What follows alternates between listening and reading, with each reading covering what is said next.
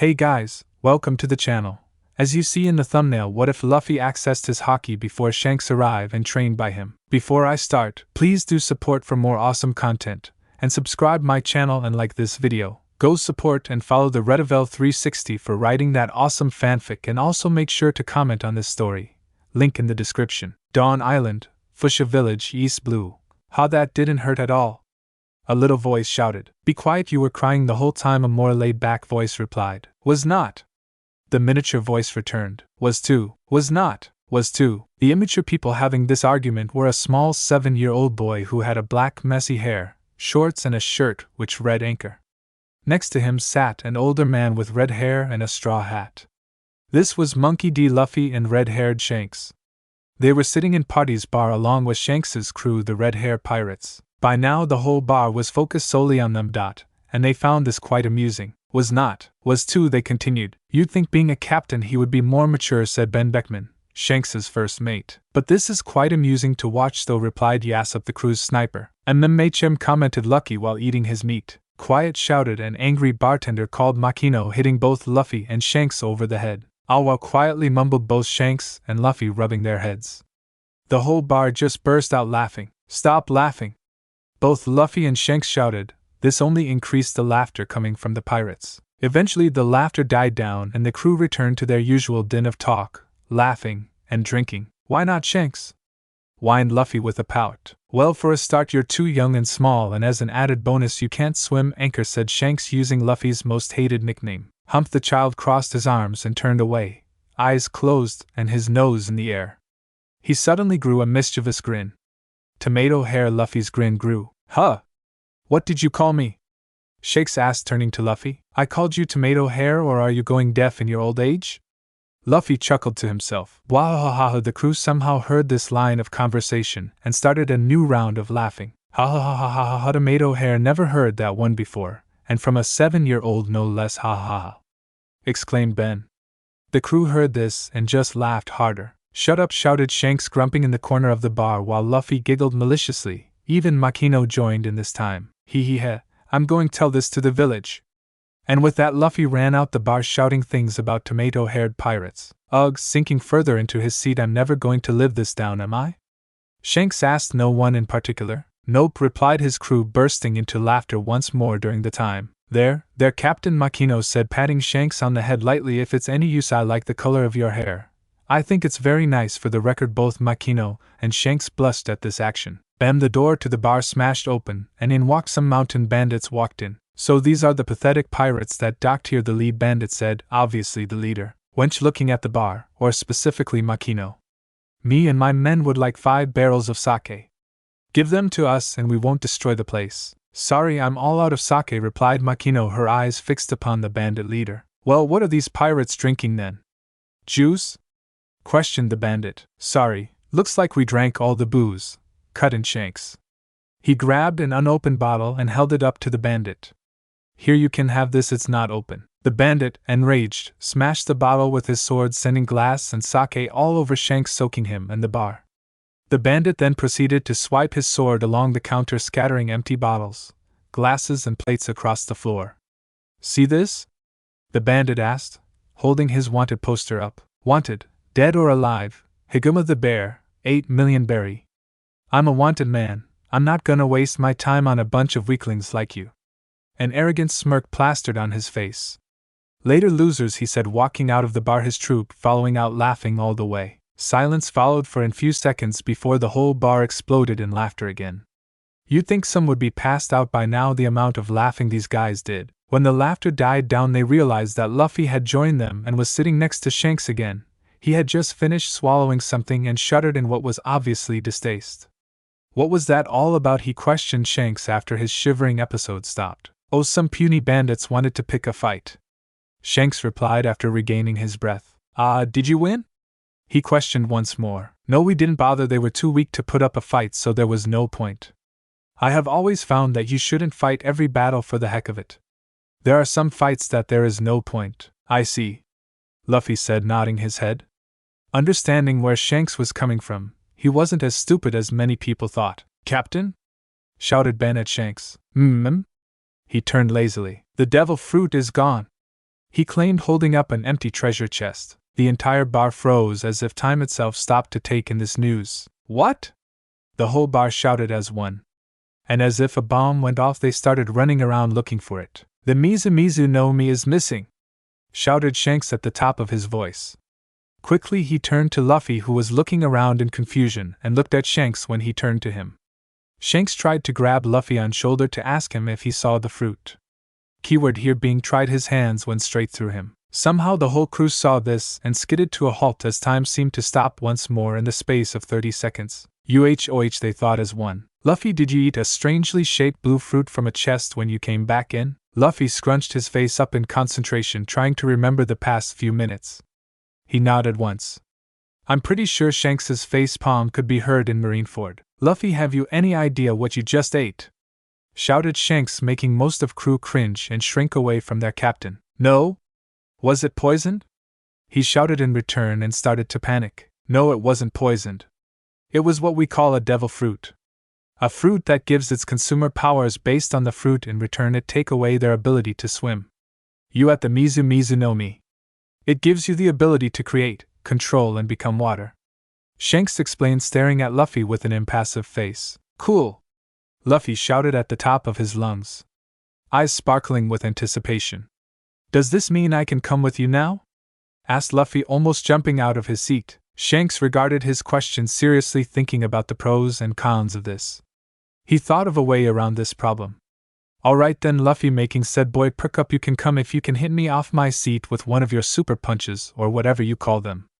Shanks said to the 7-year-old, not know what he was getting himself into. Alright, I'll use my super awesome pistol punch, and you'll have to take me on your journey. Luffy shouted, prepping himself. His eyes closed in what seemed like concentration. His fist shone black, the crew eyes widened to epic proportions. Luffy's eyes snapped open and he launched his fist forward at blinding speeds that made even Shanks's eyes widen. Luffy's fist lodged into Shanks's stomach, sending him to the opposing wall. The crew was shocked. A 7-year-old just used armament Haki and proceeded to hit their captain into the wall. Their jaws dropped and went underground. This they didn't expect. Cough, Luffy H, how did you do that? He questioned. Luffy slumped against the way, hand on his stomach and eyes wide as dinner plates. How do you know Haki? Oh, so that's what it is. I've been able to do it for just under 6 months. It was during one of Gramp's training sessions. Luffy said. What kind of training sessions? Oh, booted me into a forest. He said nonchalantly. Flashback start. Stupid, Gramps throwing me in a forest. Training sessions, my ass, Luffy mumbled to himself, walking along a trail he had found, trying to find his way of the infernal forest. Grrrr, he stopped mid-step and slowly turned around to see 11 wolves walking up to him, teeth bared. They looked hungry. Slowly Luffy took a step backwards, and then another. The wolves continued their advance. Then he bolted.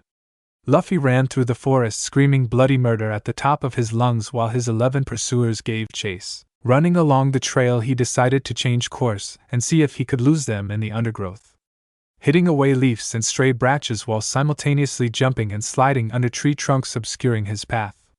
Soon, though, his energy began to wear off and started to slow, and his reactions become sluggish. Eventually he tripped over a fallen tree and the wolves appeared around him. All 11 had been able to keep up with him. Crawling back, his back hit a cliff face and the pack surrounded him. Suddenly a wolf lunged at him, possibly the alpha, mouth open and teeth shining in the dark. Luffy held his arm up in an attempt to defend himself, unconsciously changeling Haki to his arm, eyes scrunched closed awaiting the pain to come. It never did. Slowly opening his eyes, he was shocked to see the alpha hanging off his arm, which was now black. Luffy was confused as hell. He shook the wolf off and it hit a tree and slumped against it. The other wolves, witnessing their leader's downfall, attacked as one. This time Luffy did something different. He channeled Haki to his mind and shouted back of you fat dogs. The wolves froze mid-attack and slowly backed down, and then turned tail and ran off, leaving their leader behind to his fate. Worn out from using Haki twice for the first time in the space of a minute, he fell back unconscious, only to be found in the morning by his grandpa. Flashback end. So that's what happened. Half the crew had passed out from shock, the others were trying to dig their jaws from the ground. So you're telling me that you used 2 types of Haki in 1 minute defending yourself from some wolves? Shanks asked, eyes wide. "Yup," Luffy replied, smiling broadly. Hey Makino, who is his grandfather?" Shanks turned to Makino, whose eyes were equally wide after listening to the events which took place with Luffy. Makino snapped out her shock and looked at the red-haired pirate. "Oh, it's Monkey D. Garp," smirking as the other half of the crew passed out. Okay, just what?" Shanks yelled as his mind caught up to his mouth. "Well, this means I can come with you guys now, right?"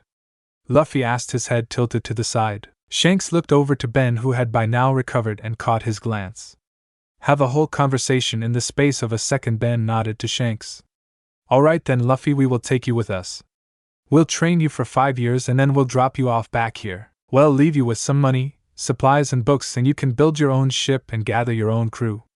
That sound good to you?" Yes, Luffy yelled excitedly, practically bouncing off the walls. Shanks smirked. "Alright, we are leaving at the end of the week, so get ready for a 5-year to the Grand Line." The crew and Luffy cheered out loud for the coming adventures. 5 years have passed since that day, and Luffy and Shanks can be seen on the docks talking after the red hair pirates have returned from their journey to the Grand Line and to drop off their captain's apprentice. "Before I forget, Luffy, what do you plan to do for the next 5 years before you can set off?" Luffy is currently 12, Shanks asked Luffy, who is standing opposite him. Luffy hadn't had much of an appearance change, the most noticeable thing the clothes he wore, and now standing a foot taller than before he set off. He was wearing a simple red tee and a pair of blue shorts with sandals.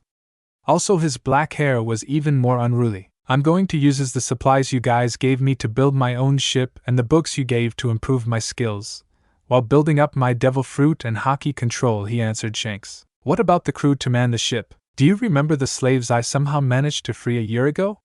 He received a nod, both remembering that hassle. "They asked about my dream before they left, and when I told them, they decided to join me on my quest to complete it. I met with them before we left, and told them to meet me in Loungetown in 5 years, and in the meantime train from marksmanship and firing cannons to swordsmanship so they are ready for the Grand Line." Nodding as an acceptance of that answer, he said goodbye to Luffy and turned to leave. That was until Makino appeared. Luffy, seeing this, smirks and shakes Shanks' hand before walking off around a corner. Makino walks up to Shanks and puts a hand on his cheek. "Be careful out there, Shanks." Smiling softly, she decides to be more daring and plants a smile on his lips and smiles up at him. It was then she realized something. Shanks was missing an arm. "What happened?" Shanks smiling in return, places and on her forehead. "A little accident in the Grand Line a year ago. Don't worry about it. And don't worry, I'll be safe, I promise." Shanks says, looking down at Makino. With a sudden thought, she asked, "Can I come with you?" "No, it would be too dangerous and I would worry about you too much." "Why not? You brought Luffy along." Luffy had his Logia fruit to help him, but he still got in trouble a lot thinking back to a year ago. Makino nods at this and looks depressed at this. Without warning, she lunges at him, pulling him into a tight hug. Shanks smiles sadly and hugs back. Luffy, who returned to ask Shanks a question, sees this and silently takes a picture on camera he got from God knows where. Separating they once more, and Makino leaves. Luffy walks up to Shanks and quietly and stands beside him, who is still gazing after Makino. Elbowing him in the chest to bring his attention to him, he calmly states, "Be nice to her or I'll personally beat the crap out of you," and leave the scraps to Makino to finish off. Shanks, actually feeling threatened by the 12 years, smiles fearfully and nods frantically. Just as he was about to turn around, he suddenly realized he didn't know what Luffy's dream was. "Luffy, one more thing." What's your dream? You never told me." Grinning, he said. "My dream is to surpass all pirates and become the Pirate King."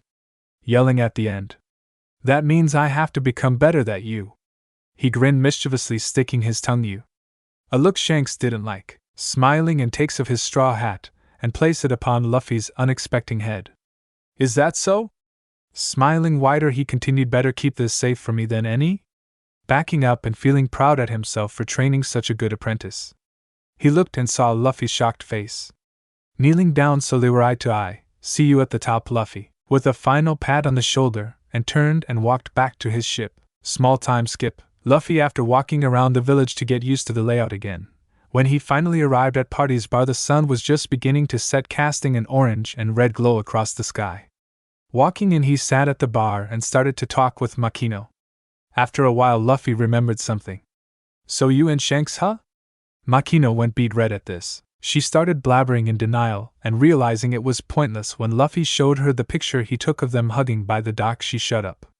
Don't worry, I won't tell anyone if that's what you worried about. Makino looks a bit embarrassed by this. Rolling his eyes, he said, Here, while handing her the picture, you can keep it. It's technically your anyway. Looking at Makino, he can tell she already misses him deeply, and it showed on her face when she looked at the picture. Coming to a decision, he looked at her and asked, Do you want to see him again? Makino nodded furiously. He was surprised her head didn't fly off with the speed it was going. Then would you like to come with me? You might be able to see him again on the Grand Line, plus we might need a mother figure on the ship to break up fights. Grinning madly to himself. But I don't know how to fight, and I don't exactly like hurting others either. She replied, even if it was a bloodthirsty pirate who wants to chop your pretty little head off. Opening her mouth to answer and continue the argument, but she stopped and realized he had put forward a better argument than she first realized. But that still doesn't stop the fact that I don't know how to fight. Smiling, that okay. Shanks said he left some books with the supplies, you can always read those and learn. Or I can teach the basics. And for the not hurting anybody part, you can always be part of the ship guard. Nodding to herself, she agreed. That sound all right, Captain, she said with a devious smirk plastered on her face. Laughing, he countered, I am no captain without a ship. After laughing along with him, they continued to talk about random things, and Makino filled him in one most that had happened in the village while he was away. After a while, two boys walked into the bar and sat on stools next to Luffy. Turning his head, he saw that one boy had a top hat with blonde hair, and the other had scraggly black hair that hung off his head. Hello Ace, hello Sabo, how are you guys today? We're fine, Makino, they replied simultaneously. How are you today? The newly identified Sabo asked. Why, I'm perfectly fine today, Sabo, thanks for asking. She replied in a cheerful tone. That good, Sabo smiled. Sabo noticed Luffy looking at them. Who are you? Sabo asked politely. Huh? Realizing that they were talking to him, Luffy answered, Monkey D. Luffy at your service. He smiled broadly, sending his hand out to greet them. Hi, I'm Sabo, and this is Ace, pointing to himself and Ace respectively. Wait. Did you say Monkey D? Ace asked. Yeah? That my name? Returned Luffy, utterly confused. What relation do you have with Garp? Ace practically shouted. He's my Gramps? A still confused Luffy answered. Then we're practically brothers, eh? Luffy shouted. Yeah, Garp adopted me for some reason. Huh? Was Luffy only reply. If you his grandson, why haven't we seen you on the island before? Sabo questioned. Oh, I was trained by red-haired Shanks for the past 5 years. He said, not expecting much of a reaction. Oh, what? Yelled both Ace and Sabo. They received a nod from both Luffy and Makino, who was listening on the conversation in amusement. What did he teach you? Sabo asked, awed at his new brother. I have to admit I am interested as well. Makino put in. And so for the next couple of hours he proceeded to tell the trio on his trip to the Grand Line and what he was trained in, which included control on all 3 Hakis, swordsmanship, controlling his devil fruit power, which for some reason was very hard to accomplish and was still having trouble, his marksmanship, eating habits, so he doesn't eat the ship food supply but still has his moments. The most notable things that happened in the 5 years were meeting his dad Dragon, spoiler, if you hadn't read or watched that far, who persuaded him to declare war on the world government when he was ready. Shocking, I know, so should I keep this, or do you want him to have met his dad briefly rather than a lengthy conversation? Having a duel with Mihawk, or as Luffy dubbed him Haki, and gaining a rather large scar from his left shoulder across his chest to his hip, and somehow getting addicted to rum. How no one knew, as it was underage drinking. Pirates follow some rules, you know. Amazed at what had happened to Luffy, all they could manage was a simple huh in response. Looking outside, Luffy spotted it was already dark and excused himself, but not before promising to meet up his new brothers the next day. With a goodbye to all 3, Luffy left the bar to a clear which he knew Shanks put all the supplies before he left. Arriving at a surprisingly well-lit area, Luffy see many crates, barrels, chests, and all sorts of other containers piled in the relatively large clearing. That is a lot of stuff. I thought he was exaggerating, he thought to himself. After spending some time going through the containers and making a list of supplies contained, he found roughly 500 million belly, enough atom wood to build the Mobi twice over, a forge of swords, books on carpentry, and other things to keep his skills up, top quality weapons which included swords and pistols with the occasional rifle when longer range is needed, navigational charts of the East Blue, a log pose for when he is in the Grand Line, and an eternal pose for Shanks's island if he ever needs him, cloth to make sails and hammocks out of, and finally paint. Stepping back to gaze around the clearing, he finally noticed a package on the ground wrapped in brown cloth with a letter addressed to him on top. Opening the letter, he read, "I hope you like these, Luffy. They are named blades we found in the New World a while back. The crew and I agreed to give these to you for your efforts during training and that. Enjoy." Finishing the letter, he opened to package 2 Dato. Think Zoro's swords, they're Dato. One had a sea blue sheath with a wave-like design as well as the handle. Taking the blade out, it was a magnificent black which seemed to reflect the sun more than glass would. This was Tsunami no Demon. The other black was an ominous blood red. Taking this blade out, he saw it was a white that could rival the purest of pearls. This was Choseki Ikari. Both fitting any? Returning both blades to their sheaths, he proceeded to make a list of all the supplies and organize them. He made a mental note to repay Shanks when he could, after he set up a sleeping area in a set of trees. Taking his swords into the forest, he trains and gets used to their weight and feel while trying to combine his DF powers with them like he would Haki. It proved very destructive. Along the way, he caught dinner, ate, and at midnight finally fell asleep under 2 stars. 1 year later, the ship's shell and lowest deck had been completed. When the village had learned that Luffy was building a ship, that all decided to pitch in themselves and help him. Makino, Ace and Sabo had found out just days after he started. 1 year after starting, they were all having a break from building. Makino had started training and defending herself with tutoring from Luffy every now and then. He had offered to train Ace and Sabo, but both declined, saying they wanted to learn on their own. Despite being only 13, Luffy was becoming even more of a monster, which only spurred Ace and Sabo to train harder. Speaking of which, we can find the trio sitting in Party's bar celebrating their 1-year anniversary of becoming brothers. They did the sake thing the day they met up to bond. They had got each other gift commemorate this. Now Luffy was originally going to sell these but decided to give them to Ace and Sabo instead. What he got them shocked both them to the bone. He got them devil fruits. Ace got the Mara Mara Nomi and Sabo got the Kaze Kaze Nomi. Both brothers pounced on Luffy, hugging him and thanking him profusely before they realized Luffy needed air to live and let him go. Luffy wasn't expecting this to happen to he didn't activate HDF so they would pass through him in time. After that, Luffy received his gifts. Ace got him a sea blue sash. Imagine his one after time skip but blue. And Sabo gave him a large coat which was a vibrant red with gold trimmings. He got it a few sizes too big so he can wear it when he sets off in 4 years. Also, if I forgot to mention, Ace and Sabo are currently 16, meaning they are 3 years older than Luffy in this fanfic. Ace gave Sabo a coat like Luffy's except this was black with blue trimmings, and Sabo gave Ace an orange cowboy hat which he seemed to adore the moment he saw it. After the gift exchange, the brothers ate and talked together on end for hours. Ace and Sabo, being 3 years older, told Luffy they would be leaving in a year when they both turned 17 to set off to the sea. Although unhappy at the short amount of time left, Luffy accepted they had to follow their own dreams and make their own journey. Looking outside and seeing it was quite late into the night now, Luffy bid both good night and returned to his clearing dubbed by the village Luffy area. 7 months later, today we find Luffy sitting in the clearing meditating to practice his observation Haki when he feels Makino enter and walk closer. He opened a questioning eye and looks at her. "Hey Luffy, can you help me with something?" she asked when she saw the look he was giving her. "Sure," he replied, and they began to walk out of the clearing in the direction of the village. When they get there, Makino merely points to the problem.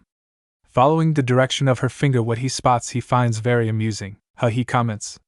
What Luffy, Makino and a few other curious villagers are gazing upon would be a panicking Ace who was running around shouting things that would have made the bravest of men back of a few steps, and Sabo sitting on the floor with his legs under his chin, rocking back and forth muttering to himself and shivering ever now and then. Stepping forward, Luffy grabs Sabo as he seems to be in a better condition, and hauls him to his feet. "What's going on?" he asks. Sabo mutters something incoherent. He asks again. GG.P. Luffy freezes. Only one thing beginning with G and ending in P would get these to like this. Dropping Sabo, who immediately went back to rocking, he joined Ace in running around shouting things that should never be mentioned. "Well, he was no help," Makino muttered to herself with a deadpan expression as she watched the three crap themselves.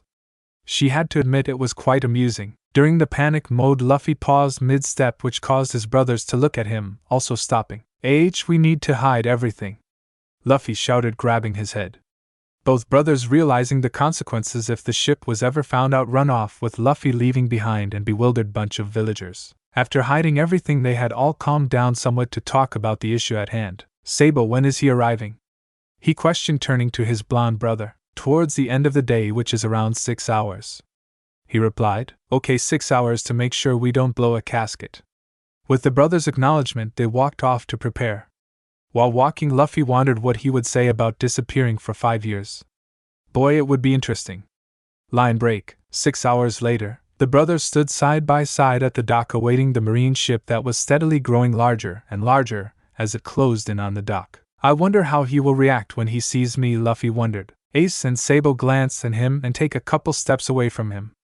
You're on your own, they say simultaneously. Cheers, he replies sarcastically. When the ship eventually reaches land and docks, Garp almost immediately walks off the ship and towards Luffy. When he reaches him, he looks at him for a while before smacking him on the back of the head. OW, what was that for? He asked as he rubbed the back of the head. For making your old Gramps worry. Luffy then shocked even himself when he suddenly grabbed Garp in a hug. Shocked for a bit, he smiled and returned the hug. I miss you, he whispered quietly. It wasn't long before Ace and Sabo joined the hug as well. Line break. After that moment, the D's and Sabo retreated to the bar to chat. So are you going to tell me where you've been for the past 5 years, Luffy? Garp asked, looking Luffy dead in the eyes. Deciding to answer truthfully, he said. Your favorite pirate decided to take me on a 5-year trip to the Grand Line, and while I was there he trained me. Garp was furious, but he was still an old man and proceeded to pass out from shock that his previously 7-year-old grandson had been to the Grand Line with a filthy pirate. The trio burst out laughing at Garp's expense. Line break. After Garp woke up and chewed Luffy up and spat him out again for going on a trip with, I say again, filthy pirate, we find the rather odd family in the forest eating a rather large pile of meat while talking to their grandfather about what had been missed. When night fell, all were exhausted and passed out on the forest floor, snoring away like no tomorrow. Who said Luffy worked on his sleeping habits? After Garp decided to train his grandchildren. While they welcomed the extra training, they all silently agreed Garp went a bit overboard with it. Line break. 2 weeks later, Garp left to return to the Marines a couple of days ago, and the trio were glad but sad at the same time. Even though they would eventually be enemies and were above all else family, and that was something they would never forget. Currently, Luffy was helping Ace and Sabo understand their fruits while working on his own sword style he called Rain Dance. For some reason this took me forever to think of. After finishing a set of katas, is that what they're called? And looked over at Ace and Sabo to see how they were faring, both of which were working on perfecting their lajas but were far from it as they were still working on the basics. Nodding at their progress, he moved on to the next set of katas and worked on using them flawlessly. He was progressing well. Line break. 5 months later, Luffy and the rest of the village stood facing Ace and Sabo at the dock. Yep, you guessed it. It was time for Ace and Sabo to leave. While Ace and Sabo held smiles Luffy in a visibly downcast face. During the year Luffy had known his brothers, he had grown amazingly close to them. While the villagers said their goodbyes, Luffy waited at the back. When the village populace broke away, Luffy walked up to his brothers and held them tightly, with Ace and Sabo returning to with the same amount of strength. Be safe. I'll see you on the Grand Line, he whispered. Stepping back, he wiped away a stray tear and smiled up at his brothers. Smiling back, they waved to the village as they stepped into a boat Luffy had built as a going-away present. After they were out of sight, Luffy walked back to the clearing with Makino following behind. When they arrived, they were greeted with a half-finished ship with crates and barrels strewn about the place. Smirking, he turned to Makino. We have a lot of work to do. Makino merely smiled in response. 4 years later, dressed in a simple t-shirt and shorts, Luffy stood at the edge of a cliff overlooking the sea. A small smile showed on his face. It's almost time, huh? He asked himself. Now 17 years old, Luffy stood just under 6 feet by half an inch. His muscles were more defined and his body had filled out rather well, giving the appearance of an Olympic runner, someone who had defined muscles but decked out like a boxer, rather than the lanky boy people he was thought to grow up as. This shocked a lot of people who thought this were a fact. It's almost time to leave, he said again to no one in particular. Power-wise, Luffy had grown immensely. His overall standing would be close to Admiral, but another half-year of training would fix that. Turning, he wandered back to the clearing to gaze upon the ship that was nearing completion. A week at most, he guessed. After all, they were merely doing aesthetics now. Tomorrow they would be moving the ship to a cove he found, so it would be easier to set sail on the day. Makino and a few other were painting it a nice shade of blue in places. The ship was massive. It had 5 levels, including the deck, 66 guns and 3 masts. It was a true masterpiece. The first level, deck, held the 3 masts, 2 big masts at the back with a smaller one at the front. Towards the back the captain's quarters were, which is quite large, stretching the width of the ship and about 20 foot back, making it a rather large room. Either side of the room were stairs that lead up to the helm, which was perched atop the captain's quarters. The area in front of the quarters held stairs leading to other levels. Level 2 were the living areas. At the back the first and second mate quarters were placed with a space in between for single cannon to be placed. The quarters were a large room about a foot smaller than half the width of the CQ and had their own bed and bathroom and a place to put personal items and clothes. The middle had rows and rows of stacked hammocks totaling to around 80. This area was separated into sectors. Each sector held 8 hammocks stacked in 2 lines of 4. Each sector had a number and had their own set of necessities, such as a small bathroom and an area to store clothes and personal items. Overall there were 10 of these sectors. At the front were the women's quarters, who had rooms like the first and second mate but smaller, and hammocks instead of beds. Again there was a gap in between the rooms for a single cannon to be placed. On this deck there were 10 cannons each side, totaling 22 cannons on level 2. Level 3 had the galley and the kitchen with a small food storage at the back. This was a simple level with the kitchen at the back with an open bar feel. Behind the kitchen was the food storage as well as another cannon. In front of the kitchen were 20 tables which could hold 4 people each. In front of the kitchen was a larger table which could hold around 12 people. This table will soon be named Core Crew. Another single cannon sat in the bow of this level and 10 other cannons either side, separated by a wall from the main seating area. This deck had another 22 cannons in total. Level 4 had the main storage in the middle for the spoils of the journey. At the front an infirmary was placed, and again with another cannon. At the back the armory was located, with housed all the weapons needed to fight as well as small munition storage. Another 10 cannons either side, totaling to the final 22 cannons. The final level, or level 5, had a large seastone brig. At the front had the navigation room complete with navigational charts or log poses. The middle had the powder and larger munitions storage complete with a workshop, separated of course. Can't have the ship randomly blowing up, can we? Luffy was brought out of his small moment by a smiling and waving Makino, who walked up and stood beside him. How long do you reckon? Makino asked, turning to Luffy. About a week, I think. Give or take a day or 2, Luffy answered. Makino nodded, accepting the answer, and went back to continue working, Luffy not far behind. A week later, currently we find most of the population in the bar celebrating the completion of the ship, which Luffy named Ocean's Freedom. It had been late in the evening when they finished, so they agreed to set sail tomorrow afternoon. Ah, finally finished, Luffy said, leaning against the bar with a bottle of rum in his hands. That was an exhausting couple of years. Makino nodded her head beside him, agreeing. Despite having her own drink, she continued to man the bar to help the celebration. Whoop Slaps sat in the corner of the bar mumbling about something or other. The party continued for on into the night for a couple of hours until people could drink no more, and returned stumbling home. The next morning, it was approaching the time to leave, and Makino had just finished packing. Luffy was standing at the dock looking over the sea. Luffy allowed a small smile to grace his lips, and he thought about what was about come. He talked to Makino and agreed they need a core crew and grunts, the core crew to be the powerhouses and take on the brunt of their enemies, and the grunts to man the ship and be fodder of sorts to take the lesser enemies that they face. Gazing out to sea, he saw many ships coming into view heading towards the island, and fast. What's going on? He grabbed a spyglass nearby and looked over at the approaching ships. They were marine ships? What were they doing here? This group was too large for a patrol or visit. Moving the spyglass across the ship, he spied the middle ship, which was the largest. He spotted an admiral. Admiral Akainu. Is that right?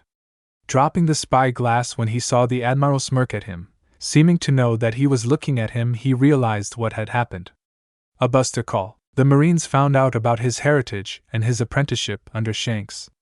They wanted to deal with the cut before it festered and grew and became an infection. He turned and ran to warn the village, but the Marines were already firing upon it, so he turned in the direction of the bar to get the mayor and Makino. Bam! Luffy burst through the door of the bar and more explosions sounded of outside. Mayor! Luffy, what the hell is going on?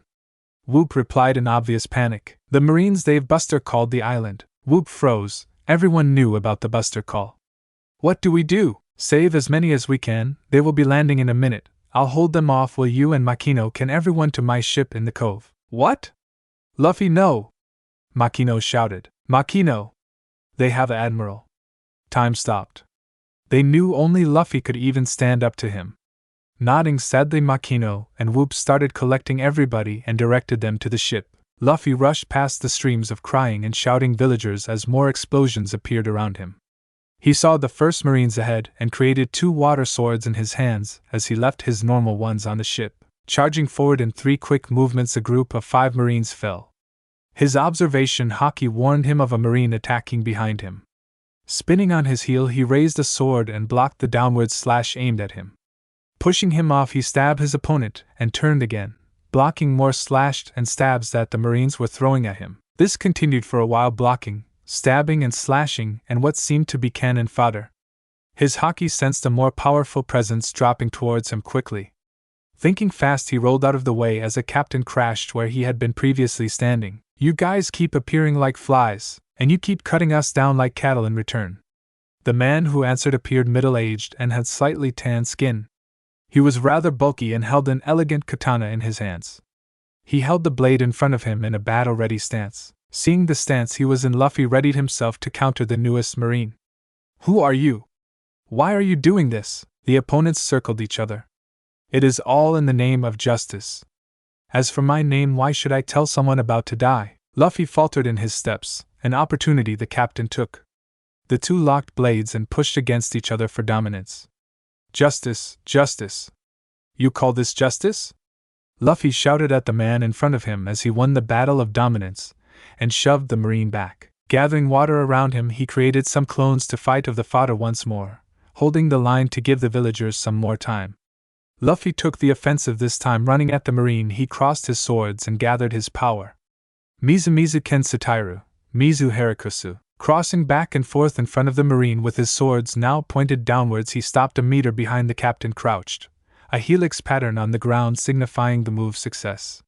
The captain fell back dead with a large X on his torso where his body met the attack. Luffy snorted, "Kill me my ass." He decided to join the clones in the ongoing battle against the Marines, a battle they were winning. Jumping in, he joined the fray of flying fists, swords, firing guns and water attacks, a good attribute to of these clones. He basically had his own army at his disposal. As the Marines thinned out and routed, Luffy released the clones and started to head back to the ship. They had been fighting a good hour. One should be on board.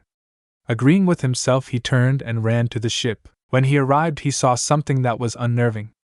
Akainu standing there staring at it with a platoon of Marine in front along with him, standing around a scared group of villagers who had an injured Makino with them, poised for the kill. Creating for clones silently, he instructed them to attack the Marine platoon while he went for Admiral. Caught off guard, the Marines were easily cut down while they tried to reform their lines. As this happened, Luffy stood before a rather angry-looking Admiral. "So we meet again, Luffy. You sure have grown from that small child I saw 6 years ago, and you are the exact same stuck-up Admiral I saw last time," he replied while repressing memories for that day. Seeing his inner conflict, Akainu smirked. "Still having nightmare about that day?" Luffy's eyes narrowed. "So you want to play that game, do you? Only about that face you made when I hit you where it hurts." He smirked in reply. "Two can play at that game." Enraged, Akainu charged Luffy with a fist cocked back aimed at his head. Ducking under the fist, he rolled away from him and reformed his swords and pointed them at the Admiral, who was shocked at the speed that Luffy moved. Turning, Akainu turned his right arm into magma and charged at Luffy, who released a sword and covered a fist in cold water. Running forward, he met Akainu's fist in an explosion of power which sent most people flying away. The ground cracked underneath the two as their elements battled for dominance. Boom! Another explosion erupted in the epicenter of the attacks as the combatants were launched away from each other. Catching himself, Luffy flipped to his feet as Akainu was getting up. He yelled "Mizu Mizu, Dangon" while throwing his fist towards his opponent. A ball of water flew from his fist and sped towards the Admiral at the speed of a bullet, catching him off guard and laughing him into the wood behind him. Luffy, seeing his attacks limited success, ran towards the villagers and got them moving towards the ship once more. "Come on, move, move!" he started shoving the villagers to get them moving quicker. He picked up Makino and ran with them as the clones mopped up the rest of the Marines. Reaching the cove, he boarded the ship quickly and used his powers over water to move the ship of the cove and into open water. Sensing something to his left, he turned and saw the small fleet aiming towards them. Closing his eyes, he yelled Ms. Mizu. Yachi, a dome of water erupted from the sea and covered the ocean's freedom, protecting it from attacks. Using his powers once more, he directed the ship into the sea with the dome providing an air pocket. They were safe, finally. All was quiet aboard the ship apart from the heavy breathing and crying of the civilians aboard and the few people attending to the wounded. Luffy, finally exhausted, collapsed from the extensive use of his powers. Moving a boat with this much weight was costly. He rested himself against his quarters. How many? Luffy's voice broke the silence with a hoarse voice. Whoop counted the heads of the people on the deck. There are 37 here, so that's at least 50 we lost easy. He replied with a sad sigh and his head down. Many people copying his actions after these words. Shit was Luffy's only response, his eyes covered by his straw hat he now wore. Everyone could tell he blamed himself. Why did they attack us? A small girl asked, walking up to Luffy, tears in his eyes. She must have lost her parents, Luffy thought. Bringing the child into his arms, he hugged her.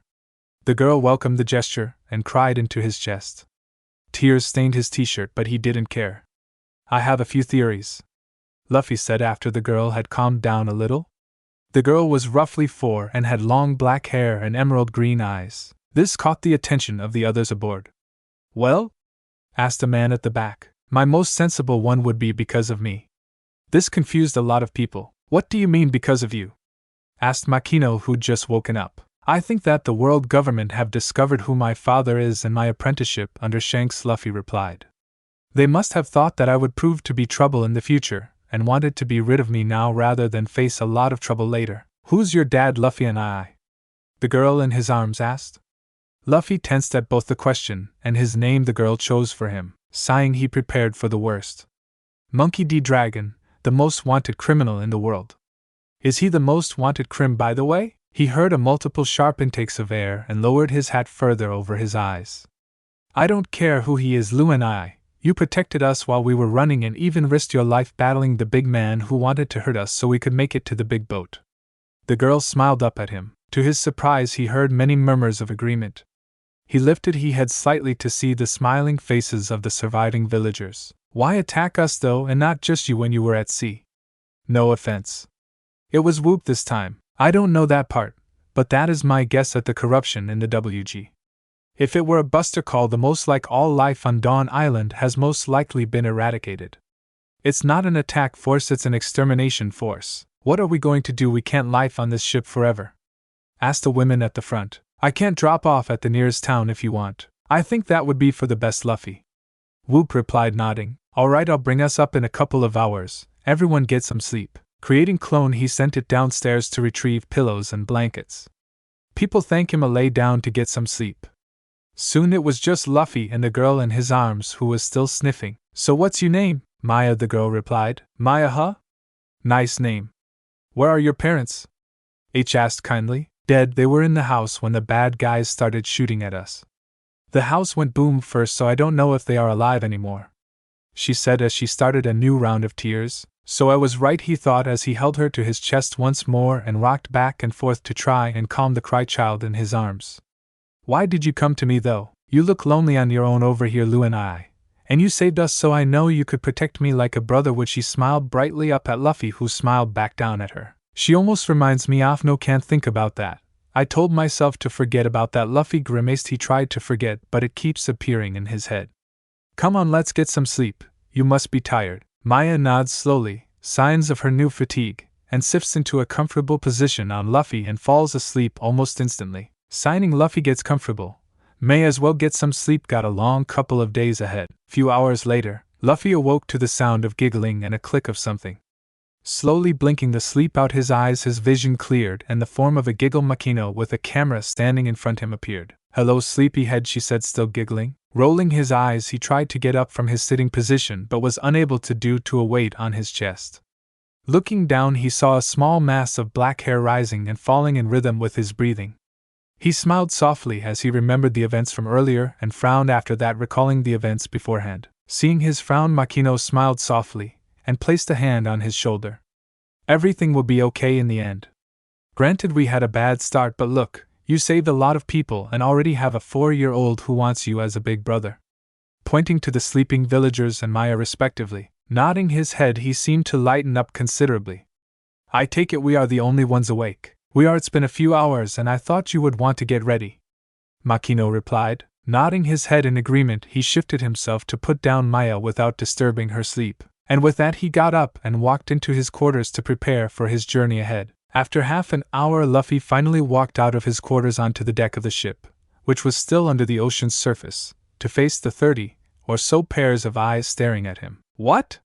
Luffy asked, quite confused. Luffy had changed into what he dubbed the captain's uniform. Currently he was wearing black cargo pants which were tucked into black combat boots, a red open long-sleeved cardigan showing of his abs, and a jagged red scar traveling from his left shoulder to his right hip. Around his waist was a sea blue sash which he got from Ace, which held both his swords at his right hip. Over top he had the red coat Sabo had gifted him, somehow fitting him perfectly, and atop his head sat his prized straw hat. Fishing the look, a cheer from a little girl broke everyone out of their shock. A black bullet smashed into the side of Luffy, causing him to stumble. Luffy and you look awesome, shouted Maya, many other people nodding their heads. Scratching the back of his head, Luffy chuckled, heh, thanks. Welp, we should get going, Luffy. You could start by getting us out of the ocean. Whoop, asked Luffy, who nodded and crouched on the deck and closed his eyes, concentrating. The ship started to rock as it was lifted out of the sea and back into the sunlight. The dome of water fell apart, soaking the passengers to the bone. Turning, they glared at Luffy, who had just stood up from his position. Oops. The villagers continued to glare at him, so with a roll of his eyes and a lift of his hand, all the water lifted off them and gathered above the ship and proceeded to flow into the sea either side. Walking up to the stair to the helm, Luffy had a look at his surroundings and then up at the sky. About 3 give or take half an hour. Hey Makino, he yelled, walking up to the railing. Yeah? Makino replied. Can you get me a map from downstairs, please? Luffy asked. Hang on, Makino agreed, walking down through the levels. After a few minutes, Makino returned with a rolled-up piece of paper and a compass and set it down on the deck for Luffy. Walking down, Luffy knelt by the map and took the compass and looked at it. Looking towards the sky once more and then at the map, Luffy began mumbling to himself and tracing lines on the map with his fingers. The villagers watched on eyes wide, as they never expected Luffy to be able to do this. What's he doing? A curious Maya asked. He's trying to find out where we are on the map to decide where to go next. Whoop answered her. Which do you prefer, Shell Town or Orange Town? Luffy asked suddenly, he fingers pointing at 2 islands. Whoop looked around him at the exhausted faces of the villagers. Which is closer? Shell, he replied. Take us there then. Nodding, Luffy closed his eyes and the ship lurched forward, knocking a few people over. Luffy then got up and walked up to the helm and steered north in the direction of Shell Town. Alright, we should be there in the morning, so do whatever. Dinner will be around 5 if Makino will be so kind as to cook for us. Makino nodded his head in agreement, and walked off, as did many other people. Maya quite happily bounced up the stairs and stood by her older brother at the wheel and started chatting to him about anything and everything. Luffy just smiled and listened to his surrogate sister answering questions now and then. The next morning, Luffy was standing at the bow of the ship looking out onto the ocean and into the distance. After another hour of staring into nothing, an island finally appeared in the distance. Turning round, Makino appeared behind him, smiling. Are we almost there? She asked. Yeah, go wake the others. A few minutes later, the villagers were all below deck awaiting arrival. They agreed that Luffy would check first if the villagers could stay on the island before they came up top to avoid drawing attention to them. Makino and Luffy stood on the deck with Maya on Luffy's shoulders, apparently her new favorite spot. Hey Nisan, what's that boat over there? Both Luffy and Makino looked over to where Maya was pointing. A pink ship with red hearts and a duck figurehead at the front sailed into the distance. The flag at the top of the mast showed a skull and crossbones with a red heart over top. Alvita pirates, 5 million berry if I'm not mistaken. Luffy commented. The ship appeared to be turning towards them. They are heading this way, Makino said, noticing the change. Nodding his head, Luffy asked, how much money do we have left? Makino closed her eyes and bounced her head, contemplating the question. Around 5k remaining, I think. Why? Just wondering if I could cash in their bounties or not, Luffy replied. Lifting Maya of his shoulders, he set her on the ground and crouched down to face her. Alright, Maya, your brother has to deal with some bad pirates, so can you go down and wait with the others until I call you? Hugging Luffy, she nodded her head.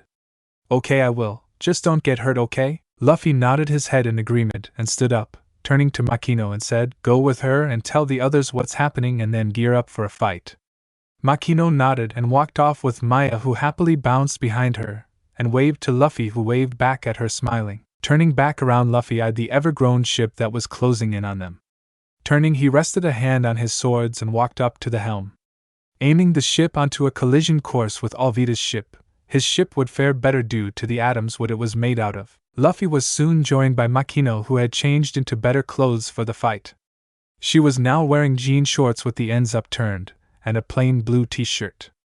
She had a cutlass strapped to her waist along with a pistol in a holster diagonally across her chest connecting at the waist. She gripped a rifle in her hand. Ready? Luffy asked. Yep, Makino replied. Plan of attack? I'll attack them from here. You go up to the crows next and snipe them from above. Aim to disable, not kill. We want them alive. When everyone is dealt with, we loot the ship and carry on to Shell Town. Okay, see you in a bit. And with that she ran off and up the rigging onto the crow's nest of the center mast. The ship continued to close and soon it was upon them. The Alvita pirates started by broadsiding the Ocean's Freedom. As expected, the cannonballs just hit the hull and fell into the water without doing any damage. They continued to fire for a while and seeing as it wasn't doing any damage, stopped and turned to board the ship. Ready, Makino? Luffy shouted up to her. She replied by raising her hand and aiming her rifle towards the oncoming pirates preparing to board. Luffy took off his coat and rested it on the railing. Taking out his swords, he walked down the stairs and met the now boarding pirates. Luffy met an overhead swing with a block and hit him with the pommel of his other sword in the stomach, knocking him down. Spinning on his heel, he blocked another swing from the side and sliced him at the knees, dropping him.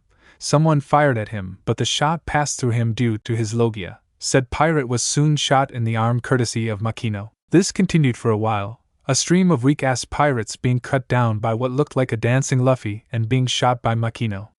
He didn't even need his other powers for this. After a couple of minutes the stream stopped, and sounds of gunfire and clashing swords were replaced by the noises of groaning and moaning men. Makino climbed down from the nest and stood by Luffy among the carnage. Sheathing his swords, he turned to Makino and smiled. That was fun, he remarked. Makino merely rolled her eyes and giggled. What now? Alvita is not among these guys. She must still be abode, thinking these guys would be enough. I'll go look now while you tie these guys up. Nodding her head, Makino retrieved some rope and tied up the pirates along with some clones Luffy left, and proceeded to drag them to the brig on deck 5. Meanwhile, Luffy along with some more clones were searching the ship. Walking down a hallway, Luffy came across a door and walked in. It just so happened to the treasure room with quite a lot in. Must have just attacked someone, Luffy thought to himself. Creating more clones, he stared to sort and collect the loot in the room. Luffy was looking at an expensive necklace with a clone spoke up, "Hey boss." Luffy looked over to the clone to see him holding a locked chest which had been opened by the clone. "Take a look at this," he said, chucking the box to Luffy, who caught it and opened it. A wide smile spread across his face. Who'd have thought they had one of these? He thought. After finishing in the treasure room, Luffy headed back topside, with the chest under his arm, along with a line of clones tracking behind him, with bags of gold and jewels over their shoulders. Arriving at their destination, Luffy was greeted with a sight of 2 Luffy clones confronting a really fat lady with an iron mace by her side, who looked like a cross between a whale and a bulldog, and a small pink-haired boy cowering behind her. The clones noticed Luffy coming and shouted, "Hey boss, we found a whale." The other clones snickered in the background while Luffy just smirked. "Alright, I'll take it from here, and you lot take the loot back to the ship and put it in storage." A chorus of yes sirs and 2 splashes of water followed his command. Luffy continued his walk to Alvita while the clones worked their way aboard the Ocean's Freedom. "Who are you?" Alvita shouted at Luffy, and he got closer. Luffy merely shrugged his shoulders and said, "A startup pirate who just captured your crew and stole all of your gains. Nothing more, nothing less at the moment. Do you have any idea who I am, boy?" Alvita questioned. Luffy looked Alvita up and down, and then looked up at her with a narrowed look and a tilted head and stated more than asked, "I don't know a whale." Alvita shook with rage in charge at Luffy, her iron mace held high. Getting close, she swung down, hoping to hit a target. Luffy rolled his eyes and dodged under the swing, tripping her along the way, sending her rolling across the deck to the other side in a daze. Standing, Luffy turned his attention to the boy now by his side, still quivering. "And who might you be?"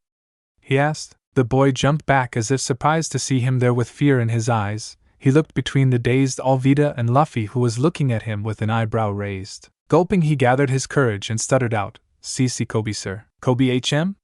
Luffy asked. He received a nod in return. "And what's a boy like you doing on a pirate ship?" Seeing the boy before him meant no harm, Kobe stopped quivering but still held the fear in his eyes. "I'm being held hostage. I was going fishing one day and mistook this ship for a fishing boat and climbed aboard. The pirates captured me and forced me to be their cabin boy in return for my life." Luffy just stood there with a dumbfounded look on his face, of which Kobe noticed. "What?" he asked. How do you mix up a bright pink ship, with a pirate flag on the mast, might I add, with a fishing boat which would be half the size?" Kobe blushed, but he at least had the decency to gaze at his own feet. Luffy, using his Haki, felt Alvita moving behind him, and turned to look to see her beginning to stagger to her feet, using her club as leverage. "Hey, what's your name anyway?" Kobe asked. "Luffy, Monkey D. Luffy, future Pirate King," Luffy replied, grinning. Kobe's eyes widened at the added title. "PP Pirate King?" he managed to stutter out.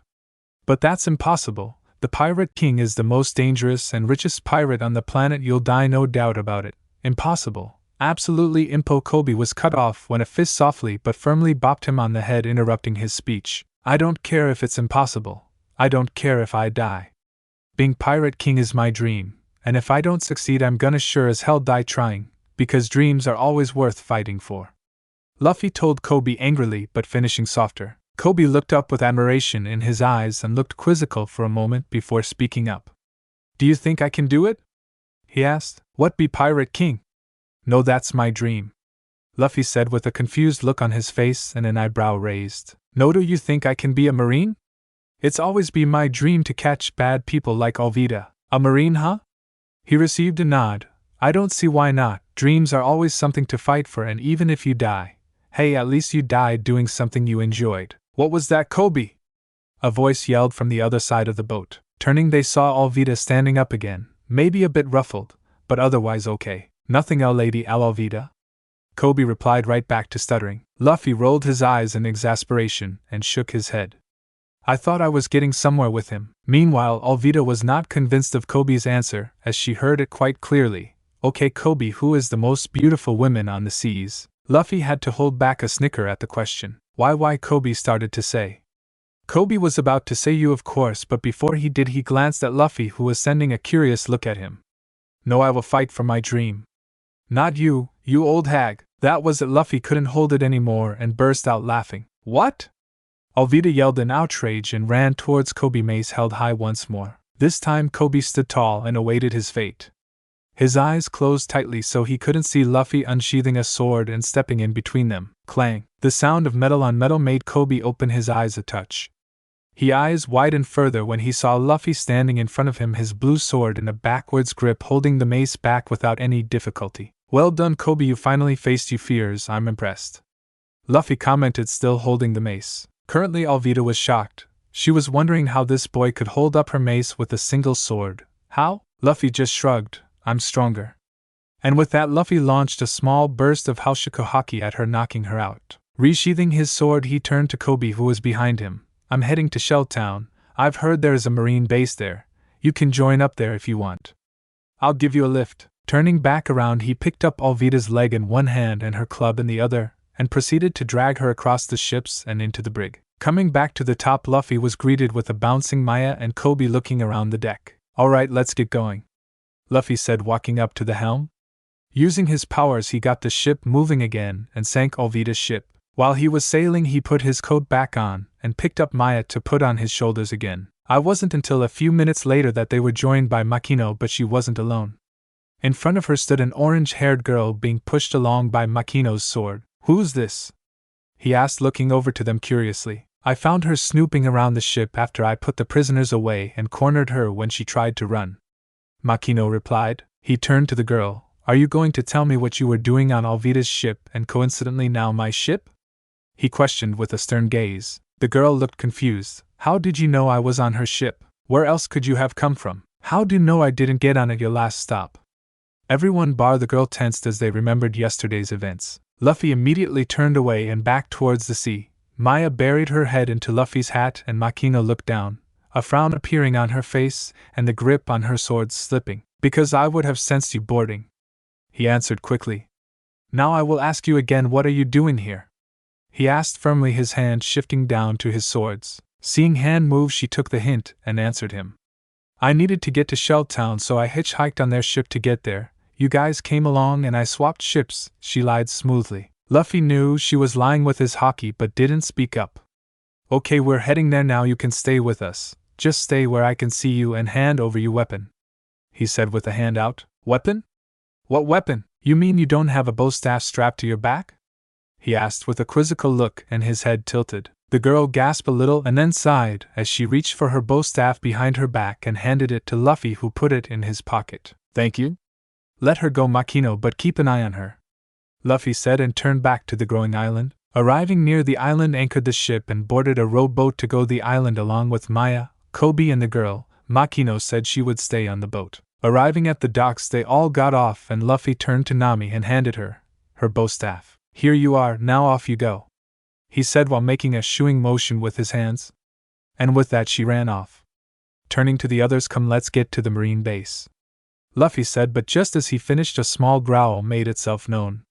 Both Kobe and Luffy turned to Maya, who was standing beside them, who just gave a sheepish smile. On second thought, let's go eat first. So they started walking down the streets and eventually came across a bar to eat at. Walking in, they sat down at the bar and a woman came up to them. What can I get you? She asked in a cheerful tone. A glass of orange juice, please, Kobe answered. Maya sat with a pondering look upon her face as she looked at a menu. Apple juice and spaghetti, please, Maya finally answered, smiling. A bottle of rum and anything you can tell me about what goes on around here, Luffy asked and answered. The lady came back after a few minutes with the drinks, placing 3 glasses and a bottle of rum down. The food will be ready soon. As for the info, I guess I can help you. The village is like any other, I guess. The marine base here is run by a dictator marine called Captain Morgan. He forces people to worship him and make us pay tributes to him. His son Helmeppo, who uses his father's name to get everything to terrorize the town. Recently he arrested pirate hunter Zoro because he killed his dog who were going to attack my daughter, the lady said. Zoro? As in Roronoa Zoro? The swordsman who uses 3 swords? Luffy asked. Yes. Why? The lady asked, curious. I've been looking for him. You wouldn't happen to know where he would be, would you? I guess at the marine base. Luffy stood up and made his way to the door. I'll be back in a bit.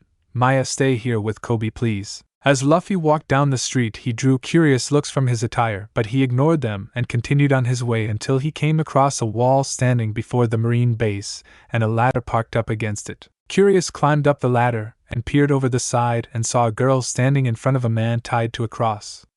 I guess I found Zoro, he thought. As he watched the proceedings, he figured out that the little girl was trying to feed Zoro what looked like rice balls, but Zoro refused. Eventually the gates to the little area opened, and in walked a blonde-haired man in a bowl cut, and a small group of marines behind him. Leaning closer, he started to hear the conversation. Now, don't bully little children, Roronoa, the bull-haired man said. Well, if it isn't bastard's son, Zoro replied. Now, Zoro. But please, I know you're a cold-hearted person, but is bullying children really necessary? Looking towards the girl, he said, now what do we have here? He took what looked like a rice ball from the girl and took a bite from it, and started chewing only to immediately spit it out again. Ugh, that's disgusting. Rice balls use salt, not sugar, you stupid girl. The man yelled down at her, throwing her rice balls on the ground and stomping on them. Turning to a marine behind him, he said, you throw her over the wall for trespassing. The marine obviously protested but complied when the man threatened to tell his father. So this is the captain's son? Looks like were Luffy's current thoughts. As he watched the marine begin to drag the girl towards the wall, he saw in his eyes deviate to him, giving him a pleading look. Luffy nodded and jumped from the wall to catch a screaming girl flying over it. Catching her, he set her on the ground. You all right? He asked, smiling gently down at the girl in his arms. The girl, who was now looking up at him, nodding her head. Thank you, mister, Luffy smiled. It's all right. Now what's your name and what were you doing in there? He asked. My name is Rika and I was trying to feed Zoro because he hasn't eaten in weeks, but then Helmeppo came, and he got the marine to throw me over the wall, and then you caught me. Okay then, why you wander off home and I'll go talk to Zoro. Rika nodded and ran off back in the direction of the town as Luffy got back up and leaped over the wall and headed in the direction of Zoro. Stopping in front of him, Zoro looked up and narrowed his eyes. Who are you? He asked. Luffy, Monkey D. Luffy. He replied, taking off his hat in an exaggerated bow. Zoro grunted in return. Why are you here? Zoro asked. I come with a proposition for you, Luffy said. Zoro merely raised an eyebrow. I wish you to join my crew. You a pirate? Zoro asked. Luffy nodded.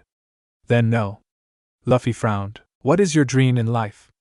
Luffy asked. This confused Zoro, but he answered anyway. To be the strongest swordsman in the world. Luffy couldn't help but laugh. What's so funny? Zoro questioned, quite offended. You laugh, want to laugh, be greatest swordsman, laugh, yet here you are, laugh, an East blue laugh tied to a cross. He managed to get out, still laughing with Zoro glaring at him. After calming down and catching his breath, Luffy looked to Zoro. Sorry about that. But why no? Because you're a filthy pirate, you're scum. And the marine captain here isn't? Nodding his in the direction of the marine base. Zoro nodded his head and looked at Luffy curiously. What are you getting at? He asked. There are bad marines who are meant to be the good guys, doing air quotations on the good parts, so why can't there be good pirates who just want to sail the sea without having to worry about laws and taxes? I take it you're one of these pirate. Zoro said. Indeed I am. I aim to Pirate King. He is the man who has the most freedom in the world. And that is what I want. Zoro looked at Luffy as if he was contemplating something. I take it you were trained to use those swords? Gesturing to the two on Luffy's hip. Luffy nodded. By one of the best, I could give Mihawk a good duel. Zoro's eyes widened momentarily. He nodded. I'll make you a deal. You get my swords and free me. And I'll join you on your journey. Maybe add in training here and there. Luffy nodded. Okay, it's a deal. I'll be back in a bit. And with that he ran off to the base. Luffy was wandering around the base with a precautionary hand on his swords. There was one problem though. Where the hell is everybody?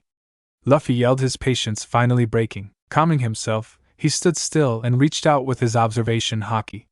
Why the hell are they all on the roof? Sighing to himself, he began trudging to the roof to be greeted with the sight of the entire marine base, pulling up a stone statue of Captain Morgan, or Axe Hand Morgan as he is more commonly known, with the man himself overseeing the proceedings. Luffy looked over the statue with a critical eye and clicked open and sword and smirked. Captain Morgan stood towards the back of the roof overlooking his soldiers, pulling up a statue of himself, a tribute to his power and rule, as he was watching the Marines pull up the statue when it was suddenly sliced in half. Morgan and the Marine watched in shock as the statue's top half slipped off and fell all the way to the ground, crumbling on impact.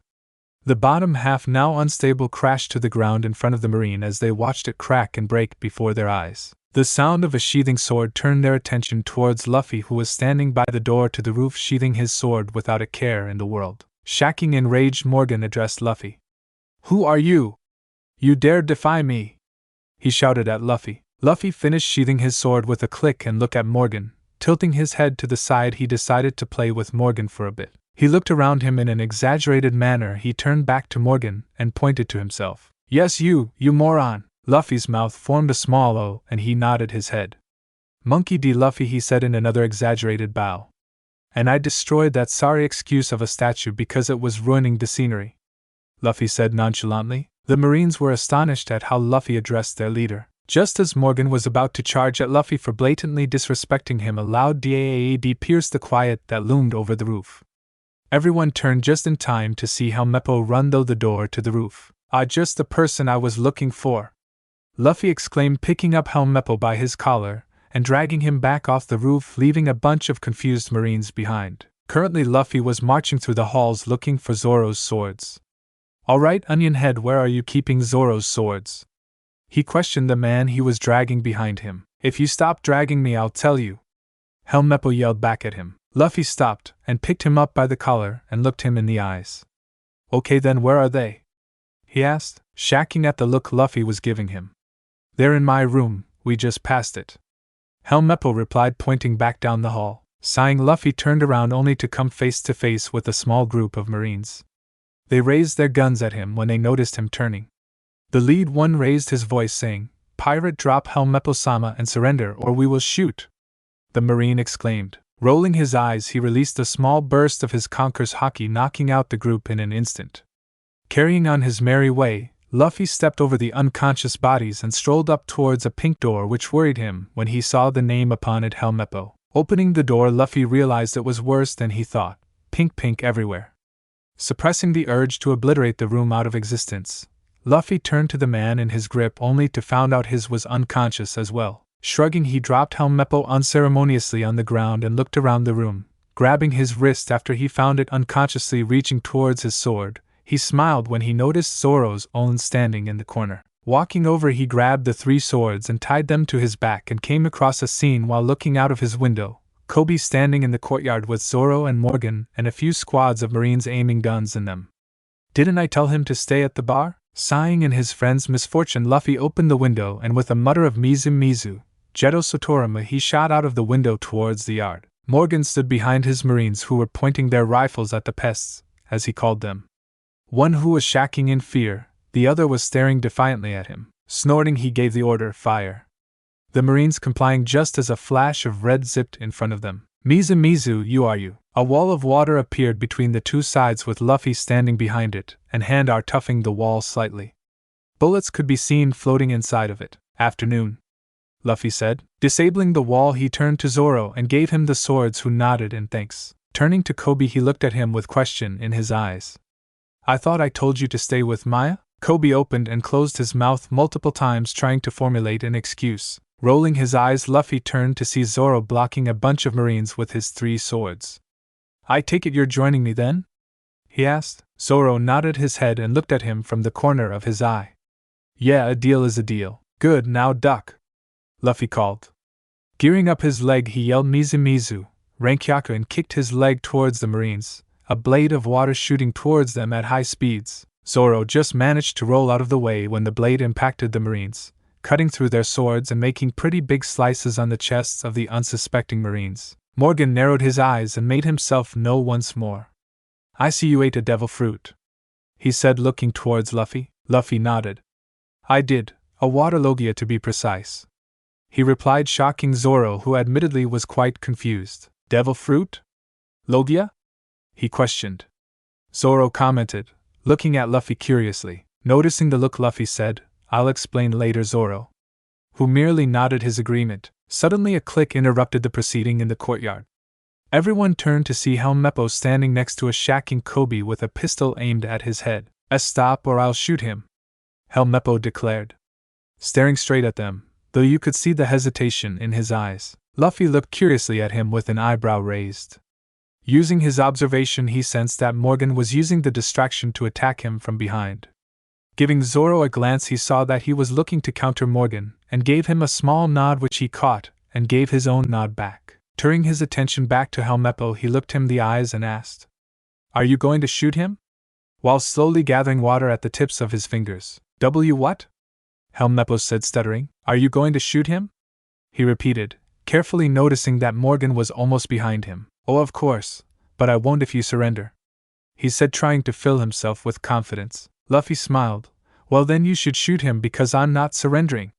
Realizing that Morgan was right behind him, he yelled Mizu, Hari Danmaku, sending 10 needles from the tips of his fingers towards Helmeppo just as Zoro took out Morgan behind him. 6 of the needles went to his arm, disabling it, and the final 2 stuck to his knees, making him collapse from the lack of support. That was easy," Zoro said, breaking the silence. "Meh, it was to be expected. We are only in the East Blue," Luffy reminded. Both turned at the sound of thumping boots to see a couple dozen Marines at the gates to the courtyard. They looked ready to attack when they noticed Morgan on the floor, and immediately began cheering. "Seems he wasn't well liked here," Luffy speculated. "Can you blame them?" Zoro countered, smirking. Luffy just shrugged in agreement. The cheering continued as the 3 walked back to the cafe. As they entered, Luffy was tackled once more by a black blur. Suppressing a grunt from the surprisingly strong 4-year-old, he caught her and hugged Maya. Maya giggled when Luffy stumbled once again. She cheered and exclaimed, "Yay, and Aisen, did you beat up some bad guys?" Luffy chuckled and ruffled her hair. "Of course. Who else was gonna do it?" "This guy," he said, jerking his head in Zoro's direction, who scowled in response and then face planted. Air, was Luffy's only comment. A muffled moan was heard from Zoro. Footed was heard next, also muffled. Luffy turned to Zoro with a concerned eye, and looked towards the woman behind the counter who was looking curiously at the scene. Buffet for one please, one buffet later, Buellwarp, you're excused. Luffy replied to Zoro's outburst while nibbling on a sandwich he decided to get himself. But while he may look it, he was deep in thought about what to do with Maya. Thanks, Zoro said, leaning against the bar, patting his stomach. A tower of plates beside him, a bewildered head popped out from behind them. Ririka, the woman's name that they later learned, looked shocked at the amount of food Zoro ate. Bam! The door to the cafe slammed open and a squad of Marines piled in. The leader stepped forward and spoke in a clear, deep voice addressing the group. Are you pirates? He asked. More or less was Luffy's reply. The leader raised an eyebrow at the weird answer. Then please leave. While yes, you did save our town, so as thanks we won't arrest you. Sighing, Luffy agreed. Okay, we're leaving. But before we go, I need to speak with you about something. The captain looked skeptical but nodded anyway and followed Luffy out of the cafe. It was a good 20 minutes before both re-emerged. But eventually the captain agreed to take the refugees and pay the bounties of the Alvita pirates. This is where we are now. The Ocean's Freedom was docked in Shelltown's port, and the Alvita pirates were taken into custody by some Marines, and the refugees had all left. Currently Makino and Luffy are saying goodbye to the villagers of Fusha as the Marines and Zoro loaded the last of the bounty money aboard the ship. He was talking with Whoop when he felt something tugging at his coat. Looking down, he saw Maya looking up at him curiously. When are we leaving, Luffy and I? She questioned. Luffy sighed. Truthfully, he wasn't sure if he should take her with him. She was for crying out loud, a pirate ship was no place for a child. But he didn't want to leave her alone again, especially after she lost her parents a day ago. It would break her if she lost Luffy as well. He decided to let her persuade him. Luffy crouched down to her level and looked her in the eyes. Why do you assume that you are coming with us? He asked. Maya's face fell. What do you mean? Luffy sighed. Maya. He sat on the ground and pulled her into his lap and hugged her close. I'm a pirate, you know this, right? Maya nodded. It is because of that you can't come. I can't fight Marines and other pirates while defending you at the same time. But why not? You were strong enough to fight that admiral. That shocked some of the Marines. Why can't you do this as well? What about Makino? She had tears in her eyes now. She can't because she will be fighting as well. And I can't give you your own bodyguard because I will need all crew members to fight in the coming years. It would unfortunately be all hands on deck during battle. They had almost everyone's attention now. Then train me. This was Maya's last-ditch effort. What? Luffy asked. Train me. You train Makino how to defend herself, why can't you train me? Maya almost shouted at him. Luffy looked down, deep in thought. He looked up at Makino, who nodded her head, and then up and Whoop, who looked also deep in thought. He sighed and nodded his head in agreement. Luffy closed his eyes and sighed deeply. Okay, Maya, you win, you can come. Maya leaped up and cheered loudly. Yes. I will be the Pirate King's little sister. Many chuckled at that. Makino, in my cabin there is a chest, can you grab it for me? Luffy asked. She nodded and ran off. Right, Maya, front and center. She was immediately there. I am making some ground rules here and you will follow them without protest. Is that clear? Maya nodded. Okay, first rule. You will listen to whatever another high-standing crew member tell you to do, whether it being to washing the dishes to making people's bunks in the morning. Clear? A nod. Second, if I tell you to run and hide, to run and hide to the greatest of your ability immediately. Clear? Another nod. Finally, when training you will do so to the best of your ability, and without slacking off. Clear? A final nod. Good. Luffy smiled. Makino came down the gangplank with a chest under her arm. Here you are, Luffy. Ah, thanks. What's in the box, Lu and I? Asked Maya. This is something to help your training. He opened the box to revel. A devil fruit. Makino breathed. Indeed, I found it on Alvita's ship. I was originally going to sell it, but I seem to have found a new use for it. This, my dear Maya, is the Dankai Denki no Mi, and you are going to eat it. Maya literally had stars in her eyes as she looked at the fruit. Luffy chuckled and closed the box, chucking it to Zoro, who caught it and put it under his arm. Alright, we should get going. I'm sure you want to start training, and just by looking at Zoro I can tell he is just bursting with questions. And so the group of 4 boarded the ship and left the dock, waving to the populace of both villages as they sailed further and further away. The adventure had only just begun. I don't own one piece. It had been a few hours later, and they were currently still in the water so Luffy could rest. With or without the villagers on board, pushing the boat is still exhausting. They had just finished the tour of the ship, and currently Maya was with Makino by the helm, learning more civil stuff than what Luffy would be teaching her. Zoro and Luffy were standing side by side at the bow of the ship overlooking the ship. Zoro decided to interrupt the silence with a question. "Captain, seeing as I have had the tour of the ship, I was wondering, what is my position on the crew?" Luffy chuckled. "I was wondering when you'd ask. You're going to be first mate and the ship's resident swordsman." "First mate? I thought that was Makino." Zoro replied. "Unfortunately no, while yes, she is a pirate working on this ship, she dislikes fighting unless she is defending herself." Luffy answered. "Why is that?" "She's coming with me to the Grand Line to meet my mentor who she has fallen for, and likewise for him. Meaning there is a first mate position open, unless you want a 4-year-old doing so." "Fair point," Zoro conceded. Zoro looked over to Maya and a frown appeared on his face, and he took a glance at Luffy which was not missed. "What?" he asked. "Why is she coming? I mean, I know why she's here, but why? What happened that put her in your care? Did it have something to do with the villagers?" "Zoro," Luffy sighed. He knew this question was coming soon or later. "Alright, seeing as you are the first mate, I guess you can privy to some of the things that happened," and over the next half hour he explained the things of his training and the Buster Call up until this point. After the explanation, Zoro had a noticeable scowl on his face. "I always thought they were corrupted, but not to this extent. Exterminate an island just for one man." Luffy noticeable twitched at that. After watching the ocean for a couple more minutes, Zoro spoke up once again. "Captain, what the deal with your devil fruit? I've heard that they are hammers in water because it drains all their power and energy. But you are water, what happens to you?" he asked. "Unfortunately, I am like the rest," Luffy answered. "Why is that?" "I'm not entirely sure. The water that affects devil fruit users is natural water, correct?" "Yeah, your point? Because my devil fruit gave water powers, I don't think that I am natural water based, thus I am still affected by large areas of water. This also means that my water does not affect other devil fruit users. But I'm not entirely sure, but this was the best theory Shanks and I came up with. But still, being water-based, I have limited control over the natural sources of water which I can use to my advantage, thankfully." "Shanks, as in red-haired Shanks? He was your mentor?" Zoro asked, looking shocked. "Yep, him and his crew. We sailed the Grand Line for 5 years.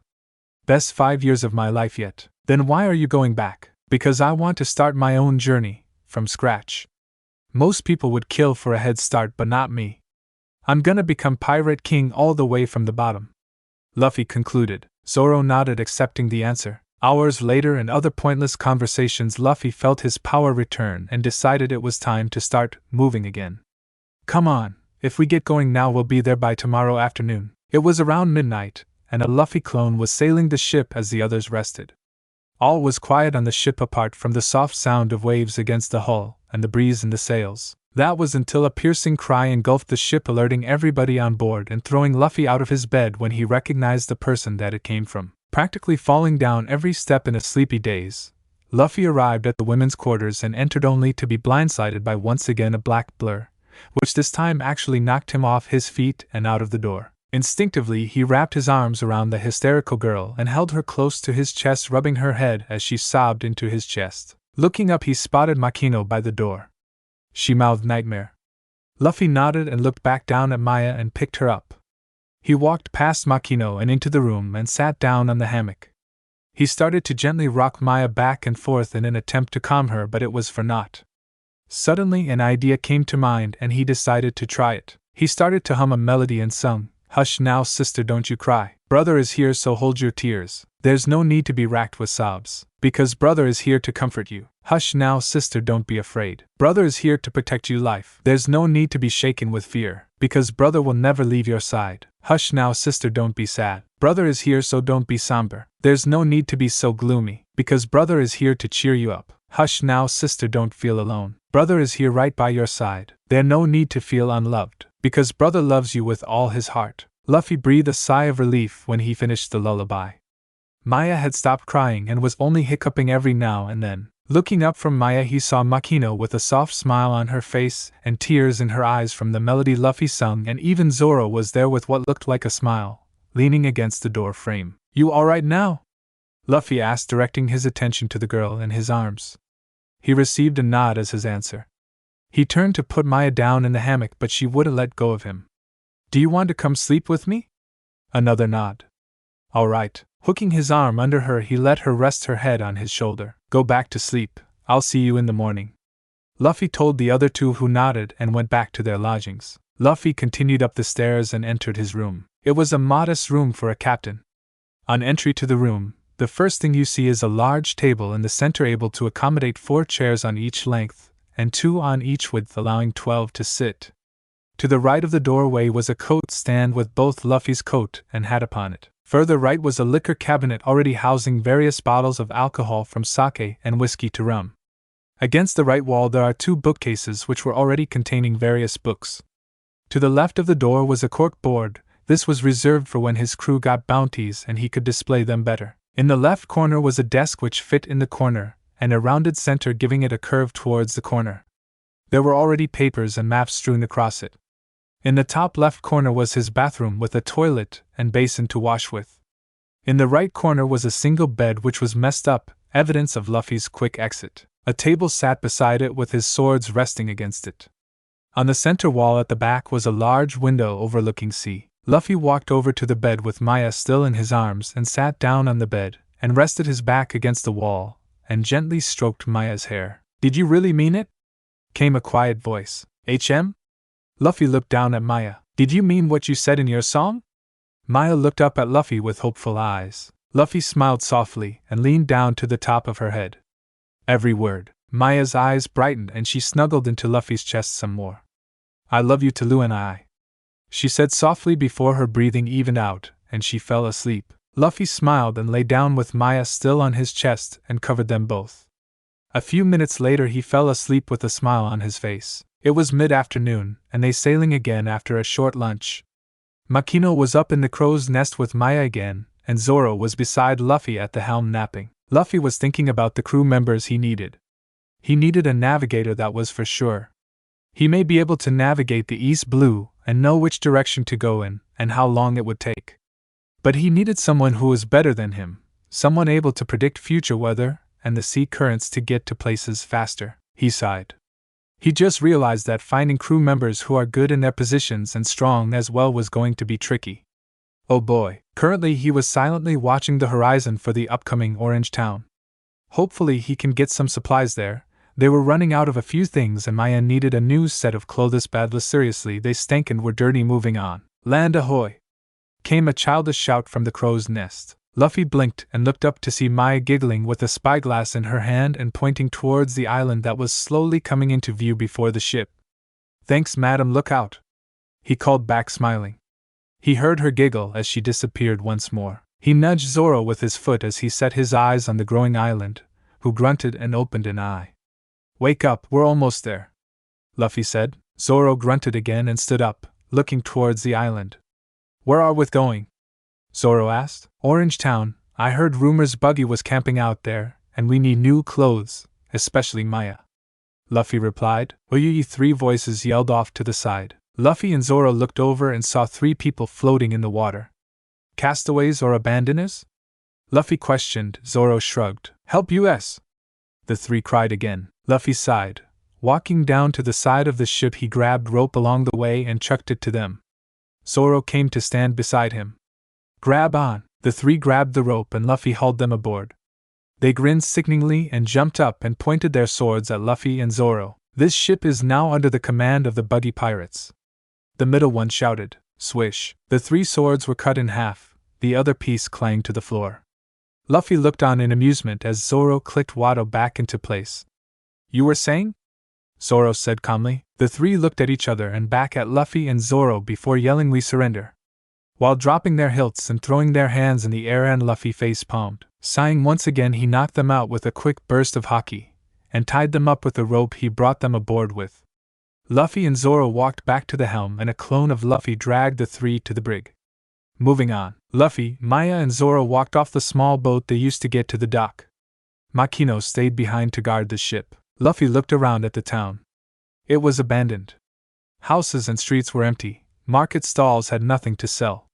And a lone Buggy the clown ship sat in the docks. Well, Buggy is defiantly here, Zoro said. Yeah, I'm beginning to think bringing Maya was a bad idea. Luffy replied, eyes still wandering the town. Sighing, he grabbed Maya's hand tightly and proceeded forward. Come on, stay close, Maya. Maya nodded and gripped his hand tighter, slowly moving closer to him. Half an hour later, they had been walking down the street for a while now, and still everything was empty. Being the cautious man he was, Luffy stretched his observation Haki as far as he could, and he sensed 4 people running towards them. Hold up, he said, and moved Maya behind him.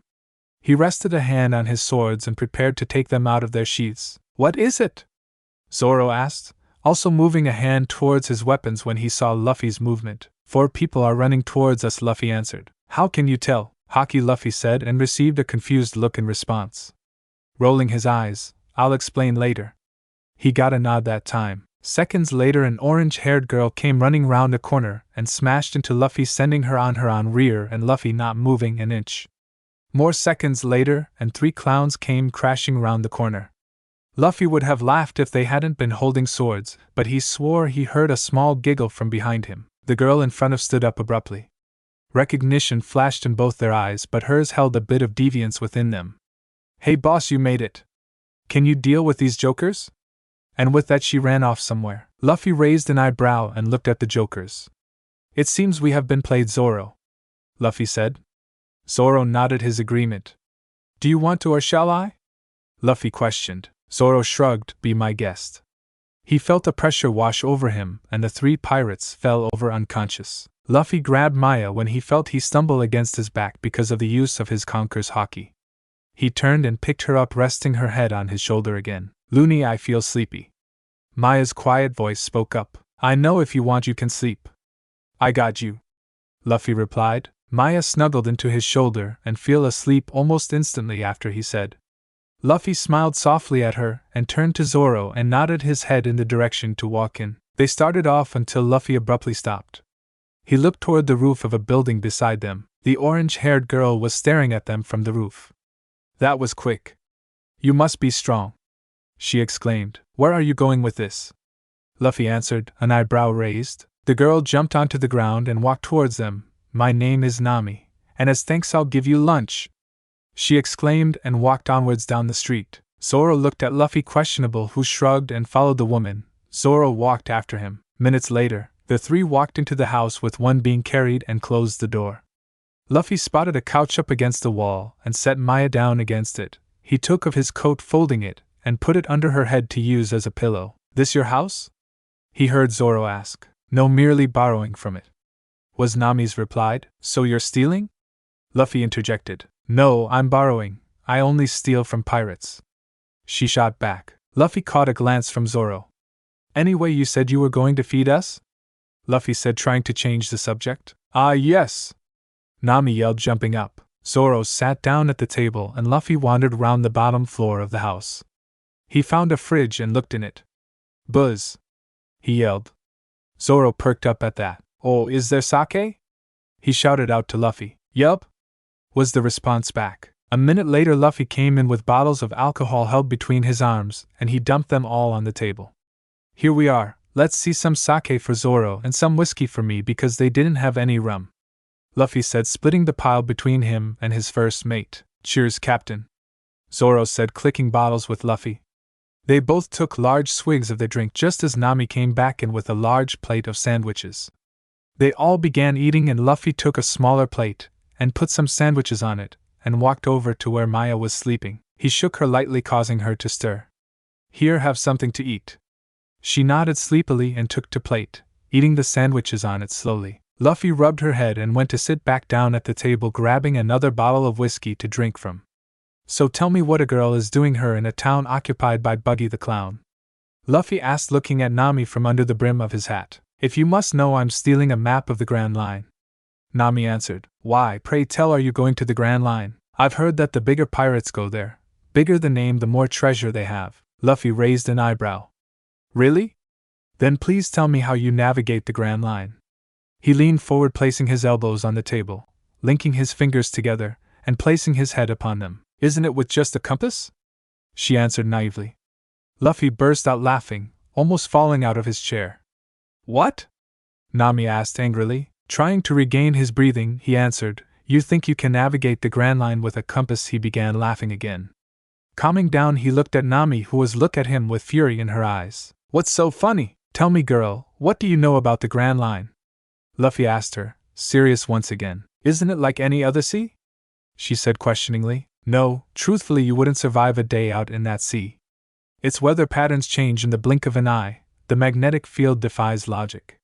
That's not even counting the pirates there, they're ruthless and a lot stronger than the ones here. There is a reason why we are the weakest sea. Luffy replied. How do you know all this? Nami asked skeptically. May as well get it over with. Because I trained there for 5 years with my mentor, red-haired Shanks. Zoro's mouth dropped and the bottle of sake he was holding slipped out his hand and smashed on the floor. Nami's eyes darkened and she moved her hand to her back. So you are a pirate? She said darkly. Before she could blink, there were chains made of water detaining her. The ends of the chain were pointed and aimed at her jugular. She looked at Luffy to see him holding his fist out at her palm up, with his index and middle finger pointing at her. Mizu Mizu, Chenrinka, he whispered. He flared his conqueror's haki at her, enough to make her shake in her boots, but just below the amount to make her pass out. He made sure to direct the haki away from Maya, who went back to sleep after eating. Listen here, girl, because I shall not repeat what I shall say. This is just a taste of the power I have, and many others in that sea posse's the same. Understand this, you will die out there without proper understanding of how things go in there. Luffy explained with a serious look on his face. Luffy released the haki so she could breathe and dropping his fist releasing the chains so she could move again. No, if you will excuse us, I have a bug to squash. Luffy, he walked over to Maya and picked her up. Come, Zoro. The man in question nodded and finished off his drink before walking over to the door where Luffy was standing. Opening the door, he walked out. Luffy moved to follow him, but stopped at a call. Wait, Nami yelled. HM, I want to help you. What happened to hating pirates? She sighed. I need money to buy a town back. I was here to steal the money from Buggy. I wanted to help you if give me the money. She said reluctantly. Are you a navigator? Luffy asked. Yeah, why? I will give you the money, you have to join our crew. He said. No! She instantly shouted. Luffy shrugged. Suit yourself. And turned to walk out once more. Wait! Nami cried again. Luffy sighed. What now? He heard a heavy sigh behind him. Fine, but as soon I get all the money I need, I'm leaving. This is a partnership, nothing else. Fine. And he finally left the building. When he walked out the door, he saw Zoro looking at him questionably. He just shrugged and shook his head in resignation. She is going to be the death of me. Nami walked out a minute later. All right, Buggy the Clown, what the plan? March up, insult him to make him angry, kick his ass? Luffy replied almost instantly. Both his first mate and navigator look at him in bewilderment. I like it. Zoro exclaimed at last. What no? Was Nami's rebuttal. Zoro looked at her curiously. What? It's a good plan. No, it's not. Nami replied darkly. Luffy just watched on in amusement as the two went back and forth in their argument. You know that's the backup plan, right? Luffy interrupted, stopping both of their arguing. Both closed their mouths and looked at Luffy. One had the face of joy, the other of sadness. I'll leave you to figure out which. Okay then, Captain, what's the real plan? Zoro. Luffy created a water clone and handed Maya, who was still sleeping. Then he looked around and spotted some rope tying some crates together. Smiling, he turned to the others. Alright, here's what we'll be doing. Cue mind fart. Or Buggy! Nami called out. Walking up to where the Buggy Pirates crew were resting, trailing behind her was Luffy with his hands bound, being led by her. Some of the lower grunts looked over at them. Hey boss, it's the thief who stole the map. Luffy was startled. You already had the map? He hissed at Nami, who just glanced back at him and ignored the comment. The grunts seemed to be talking with someone, and a few moments later the two were taken to see Buggy. They were led to what looked like a circus tent by a couple of the pirates. Each one around had face paint on and tried to look intimidating. But the only thing that they looked like was stupid. Luffy showed this when he tried to suppress his laughter with bits coming out and snickers every now and then. When they reached the entrance of the tent, Nami was pushed in while Luffy was barred from entering. Some of the pirates, thinking he was a prisoner, decided to throw him into a cage at the edge of a drop of that. The Buggy Pirates were situated at. Now Luffy was a patient man, but this was ridiculous. First he was tied up, then dragged, but someone who he could defeat with the flick of a finger, and then these stupid, weak-ass clowns throw him in a cage and start pelting him with food. And he couldn't activate HDF powers to avoid starting a ruckus, so he had to take every single hit, and it was beginning to get very annoying. Nami came out of the tent to see Luffy sat in a cage with food stains over his cloths and his eyebrow twitching fast enough that it could fly off at any minute. She had to use all her strength to suppress a loud laugh. Moment after Nami exited the tent, and clown with blue hair and a big red nose walked out. Grinning broadly, "Listen up!" he yelled. "This here is Nami. Apparently he boss was going to betray her, so she wants in on our crew. He said so, let's party. To our new crew member Nami," he yelled, jumping up and down, the rest of the crew cheering and running around getting alcohol and food to eat. The party had been going on for around half an hour now, and Luffy was beginning to get hungry after watching everyone else eat and drink. He was pretty sure Zoro was getting bored of this as well. A few moments after he thought this, Buggy called out, "Alright, time for the main event. Why do I have a bad feeling about this?" was Luffy's current train of thought. A crowd was standing in front of his cage, blocking his view of anything going on outside it. Eventually the crowd parted, showing a cannon pointed straight at him.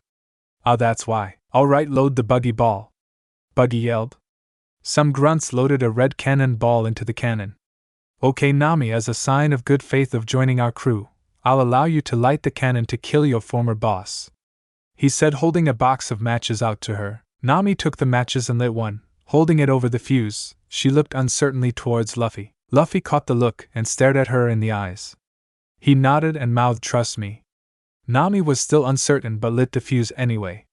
The cannon tilted down at Luffy and went off. Luffy closed his eyes and focused his attention on his DF powers. Boom! Smoke covered the area in which the cage lay, blocking the effects of the explosion and Luffy from view. Moments later the smoke cleared to show an broken cage with a puddle in the middle and a small row of houses and behind it destroyed. Nami's eyes widened when she saw the destruction and no sign of Luffy.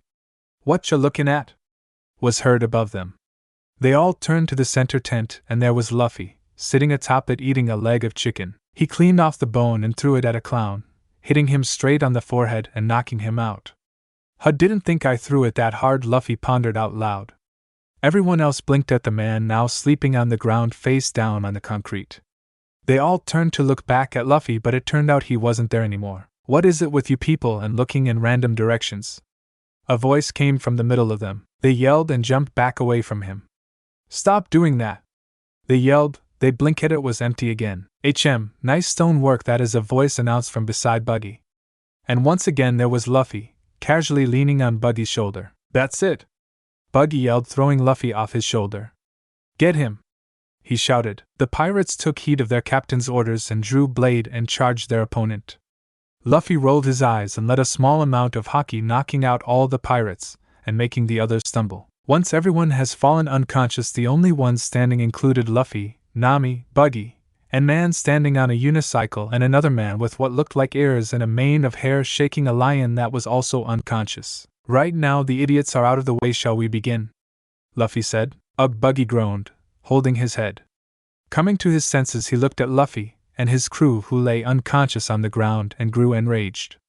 Forgetting that one man just wiped out his entire crew, Buggy yelled, "Kabeji, deal with him." The man on the unicycle in question acknowledged the order and cycled at Luffy while drawing a sword. Luffy narrowed his eyes at the incoming man and muttered, "Zoro." The other man in question landed in front of his captain and blocked a swing from his opposing sword user.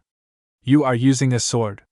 You shall be my opponent," he said, looking into Kabeji's eyes and smirking. Kabeji smirked as well. "Very well, it would be an honor fighting the renowned Roronoa Zoro." His eyes darkened for a second before he shouted, "Akiro Bataka Tokabetsu, Rajan no Hano," and blew fire straight into his face. Zoro shouted in pain when the fire reached his face and backed off, brushing his face to try and cool the inflamed skin. Luffy winced at that but didn't have any time to carry on watching the fight as the hairy pirate flew at him, aiming a punch at his head. Moving his body to the side, he watched the man skid past him in an attempt to turn and try again, but a Haki-infused fist to the back of the head sorted out that issue as the man was instantly KO'd. He looked around for Luffy but couldn't find her, so he figured that she went off to steal things. His attention was turned back to the fight when he heard Kurara Baratie from Buggy as his hand shot off, flying towards Zoro, who was still fighting Kabeji, who was currently floating in midair. Luffy shot to intercept the flying gloved hand and stabbed a sword through it, making sure to add Haki. Buggy yelled out in pain and grabbed his wrist. "Stay out of the fight, it is between swordsmen," Luffy said darkly. He pulled his sword out and allowed Buggy's hand to return to him. Buggy immediately grabbed his hand, trying to stem the flow of blood coming from it. He looked confused and angry. Confused as to how he got injured with a sword, and angry that Zoro would win against Kabeji in the duel, eventually leaving him and the straw hat wearing man. The look in the end made him look constipated. Akiro Bataku Tokabetsu, Reijingu Hanabi, yelled Kabeji as he shot down at Zoro. When he neared the ground, Zoro leaped out of the way, making Kabeji hit only concrete. Zoro backed off as Kabeji straightened himself out. "It seems I have to beat you with one final attack," he said, readying his sword. "True sword technique," he yelled, and began swiftly closing the distance between him and Zoro. "Die!" he shouted. Zoro narrowed his eyes and readied his swords. Onigiri whispered and slashed Kabeji as he passed him. No one moved for a few seconds before 3 slashes appeared on Kabeji's chest and blood exploded from them. "Defeated by thieves" were Kabeji's last words before him fell back unconscious. "Cab-chan!" shouted Buggy, horrified at the proceedings. "No, not thieves, pirates," Zoro said, sheathing his swords. Luffy smiled slightly hearing this, noticing that Zoro has accepted being part of his crew. "Luffy?" Zoro called as he sat down, leaning against some rubble. "HM?" he replied. "I'm going to sleep." "Wake me when we're leaving," Zoro asked. "Will do," Luffy said, and he turned his attention to Buggy, who by now was glaring at Luffy in an attempt to make him burst into flames. Unfortunately for him, it wasn't working. "HM, it seems I have to defeat you by myself then," he said, trying to sound more intimidating and confident than he actually was. "Indeed," Luffy said calmly. "Tell me, Buggy, how are you going to do that?" he questioned, tilting his head to one side. "Like this." "Bara bara ho," he yelled, spring knives from his hand. He shot his fist at Luffy, who didn't even move. As the hand came near Luffy's chest, Buggy grinned, expecting the blades to pierce him. His was not expecting, however, his hand to pass through Luffy's body, leaving a ripple effect behind it. "Wha?" was all Buggy could get out. Luffy chuckled. "You see, Buggy, I ate the mizu fruit. It's a logia, so unless you have Haki, good luck hitting me," he said, smiling. Buggy growled and recalled his hand, it passing back through Luffy to get to him, thus cementing Luffy's statement. As the two continued their stare-off, Nami was dragging a bag full of Buggy's jewels behind her. Turning a corner, she saw the scene currently happening, and wondered why they were standing around doing nothing. A shout of "Bara Bara Senbi" drew her attention to Buggy as he sprouted knives from his feet and separated his lower half from his body. Then he proceeded to throw his legs cartwheeling at Luffy, who again stood impassively at the approaching body part. Alas, apparently Buggy didn't learn from last time, as his legs went straight through him and landed behind him. It was at this point that he noticed Nami behind Luffy with the bag beside her. Through an opening at the top, he could see jewels and gold poking out the top. When the realization came to him, he screamed out in horror. "Hey!" he yelled. "What are you doing with my treasure?" Nami froze, realizing that she had been caught. She picked up the bag, slung it over her shoulders, and began running as fast as she could. "Oh no, you don't!" yelled Buggy. Bara Bara Festival, and the top half of his body split into pieces and started flying towards Nami, thus scaring the heebie-jeebies out of her. Luffy stood next to Buggy legs looking at the two. It was actually quite comical watching the two, but Luffy knew he had to help Nami in her endeavor.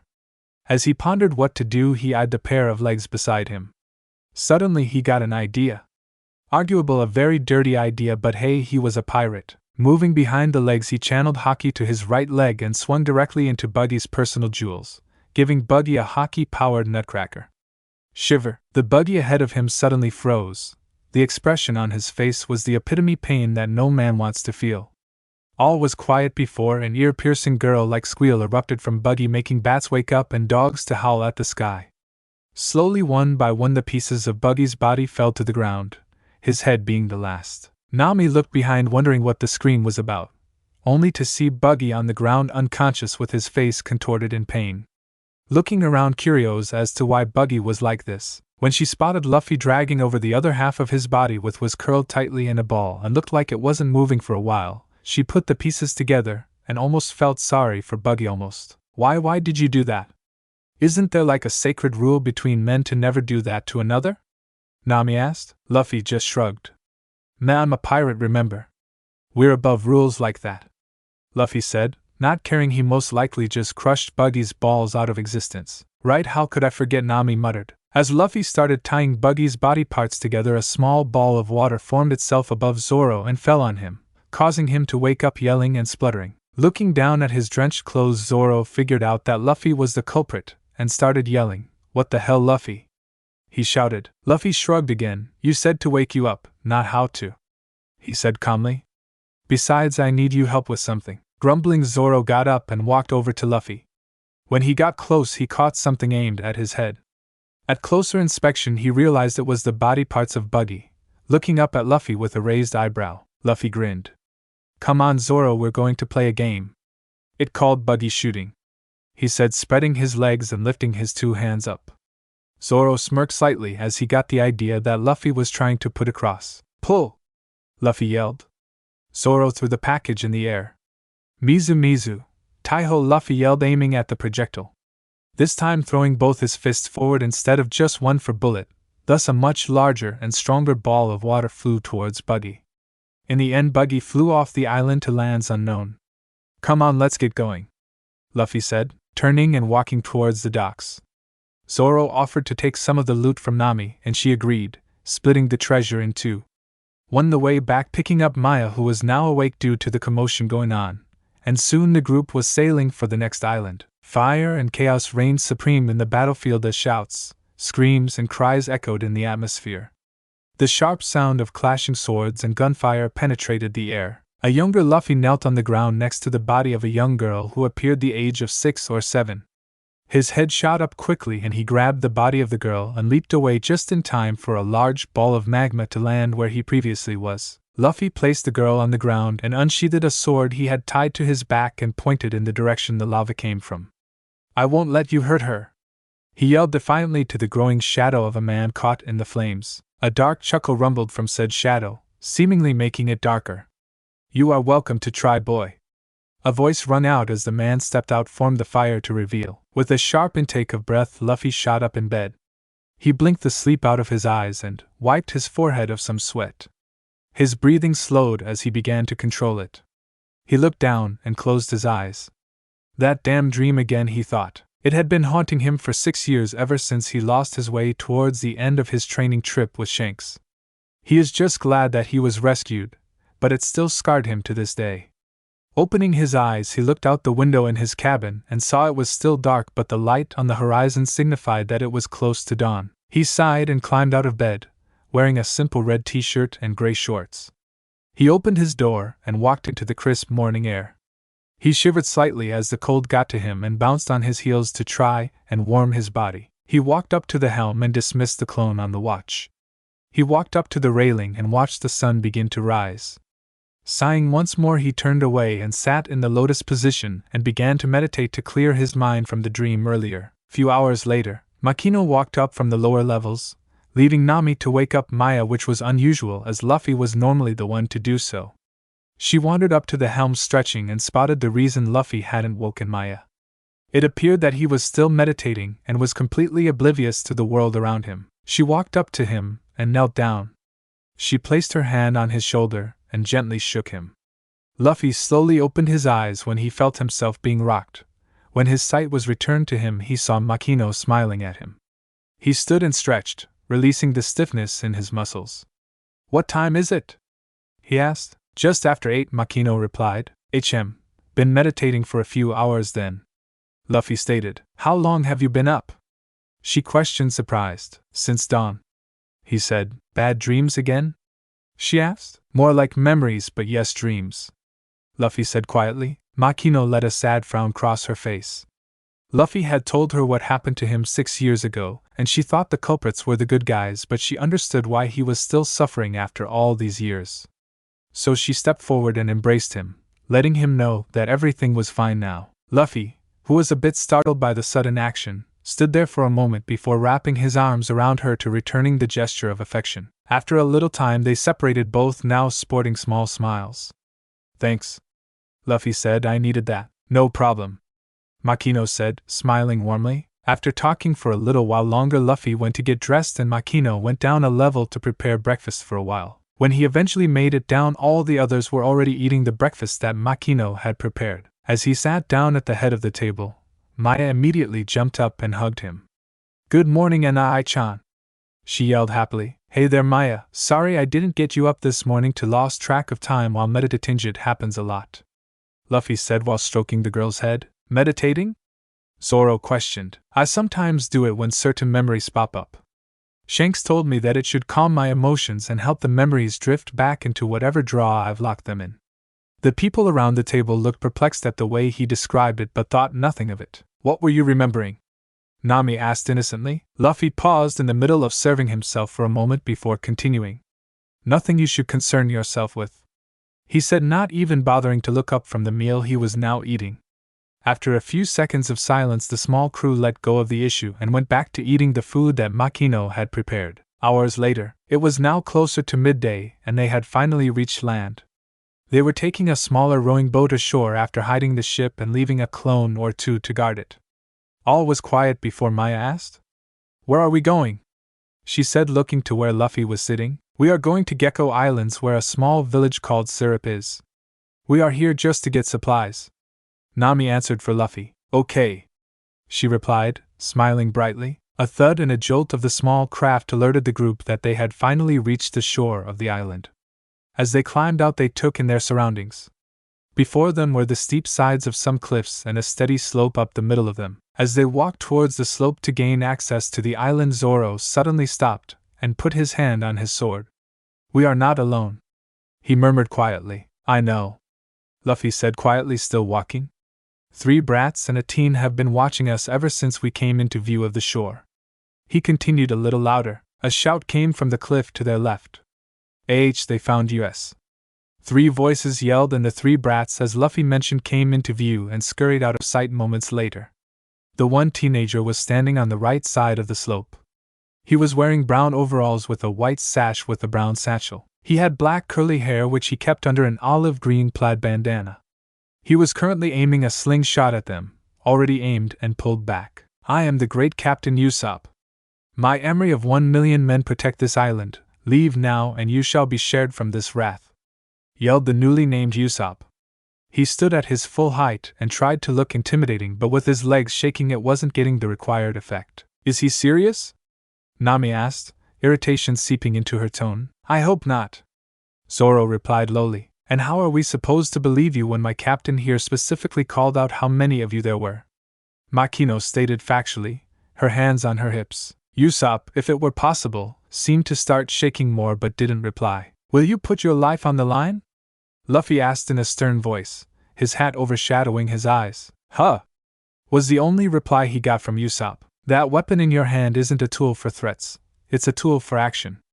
As soon as you fire, it's on," Luffy continued. Zoro, who caught on to what he was doing, smirked while flicking open one of his swords, and Makino rested a hand on hers. Usop, however, looked constipated by the look on his face. When he finally looked as if he was going to fire, he released the tension on his slingshot and fell to his knees with a defeated sigh. "All right, you win. Do your worst," he said. His eyes were tightly shut. He opened his eyes to the sound of laughing to see the pirates that he was threatening laughing their asses off, well, most of them. Zoro was chuckling and Maya was looking around confused as to why everyone was laughing. "Oh ho, that was good," Luffy said in between breaths. What?" Usop said, confused at the turn of events. "You didn't think we were really going to kill you, did you?" Makino said. Usop didn't respond, giving the answer the group was looking for, and they started laughing again. "We may be pirates, but we're just pirates because we don't want to live by the rules," Luffy said after they had calmed the second time. "So you're not going to kill and pillage the entire village then?" Usop said, hope rising inside him. "No, now get down here before I drag you myself," Luffy said with an edge in his voice, turning serious once more. Usop, scared by the sudden change in tone, scrambled down the cliff but only succeeded in falling down it and landing on his head. The crew's sweat dropped when he got up as if nothing happened and seemingly teleported in front of Luffy. So your name is Usop? Luffy questioned. Yep. Usop replied cheerfully. Is your father's name Yasop by any chance? Usop's eyes lit up at the question and he smiled brightly. Yes. He said he is a brave pirate of the seas. I want to be like him. Really? Come, let us continue this conversation somewhere else. A restaurant maybe? Luffy commented, nudging on the party. Okay, follow me, I know a place. Usop said as he took the lead. Currently they were sitting in the restaurant cleaning up the remnants of their lunch. Luffy sat by the window gazing out of it while Maya sat on his lap, which she insisted upon, still nibbling at the remains of her sandwich. Next to him was Zoro taking swigs from a bottle of sake. Opposite Luffy sat Makino and next to her was Nami. At the end of the table sitting on a chair was Usop. So my dad is a famous pirate then? Usop questioned after finishing his last mouthful. Answered Luffy. Sails with red-haired Shanks. The Yonko? Exclaimed Usop. The very one. Luffy confirmed. Awesome! He yelled. I knew he was a brave pirate of the seas. Luffy chuckled a little. Indeed. He said before taking a drink from the bottle of sake in front of him. Usop, having calmed down a little, looks towards a clock on the wall and his eyes widened in panic when he realized what the time was and he quickly stood up, knocking his chair over in his haste. You gotta go, he said as he ran towards the door and yanked it open. Talk to you later, he yelled, disappearing round the door as the door slammed in his wake. The crew sat there confused at the event for a few moments. What was that about? Nami asked. Not a clue, was Zoro's reply before the door bust open once more and 3 kids charged through. Although Luffy wasn't listening to the commotion going on beside him, he was more focused on the building at the top of the hill where he had sensed Usop run to. Who lives up there? He questioned, interrupting the scene that was playing out, as he nodded in the direction of the building. Everyone on the table stopped and looked at him. Even Nami, who currently held one of the 3 kids in her grasp and looked as if she was about to pound the hell out of him. Oh, that where the village's Oju-sama lives, replied the one in Nami's hands. Why did Usop run up there? He continued, now looking at the 3. The one in Nami's claws had a plain black hoodie on. He had purple hair that covered his eyes and a red bandana with a skull and crossbones on. Luffy wondered how he saw through his hair. The one next to him appeared to be the shortest. He wore a yellow t-shirt with a blue vest jacket over top. He wears large square glasses and has brown hair pulled up into a small tuft at the top, making him look a little like an onion. The last boy was wearing a light green t-shirt with another skull and crossbones on it. He has dark green hair also ending in a tuft at the end, making his hair look like a pepper. Oju-sama is sick, and Usop lies to her to make her feel better, replied the onion. Why would lying make someone feel better? Makino asked, confused. The captain makes up stories to tell her to make her happy. She enjoys them even though we think she knows they are lies, said the pepper. Interesting, Luffy said lowly before quickly standing up and placing an arm under Maya to support her, who squeaked cutely at the sudden movement. Come on then, let's go pay them a visit, he stated before stepping round Zoro and heading towards the door. What? The others merely murmured, astounded at the sudden change of personality from Luffy. Why? Nami yelled towards Luffy, but Luffy didn't hear as he was already out of the door. The others, realizing he had gone, scrambled to leave as well after paying for the meal. Back together again, they stood in front of the large house that Luffy had wanted to come to. The standing just outside of the house beside a large hedge, and they could hear voices in the background, obviously coming from over the wall of leaves. Shall we invite ourselves in? Luffy said, looking over the top of the hedge with a small grin. What do you have in mind? Makino asked, a little nervous at the grin that was growing larger by the second.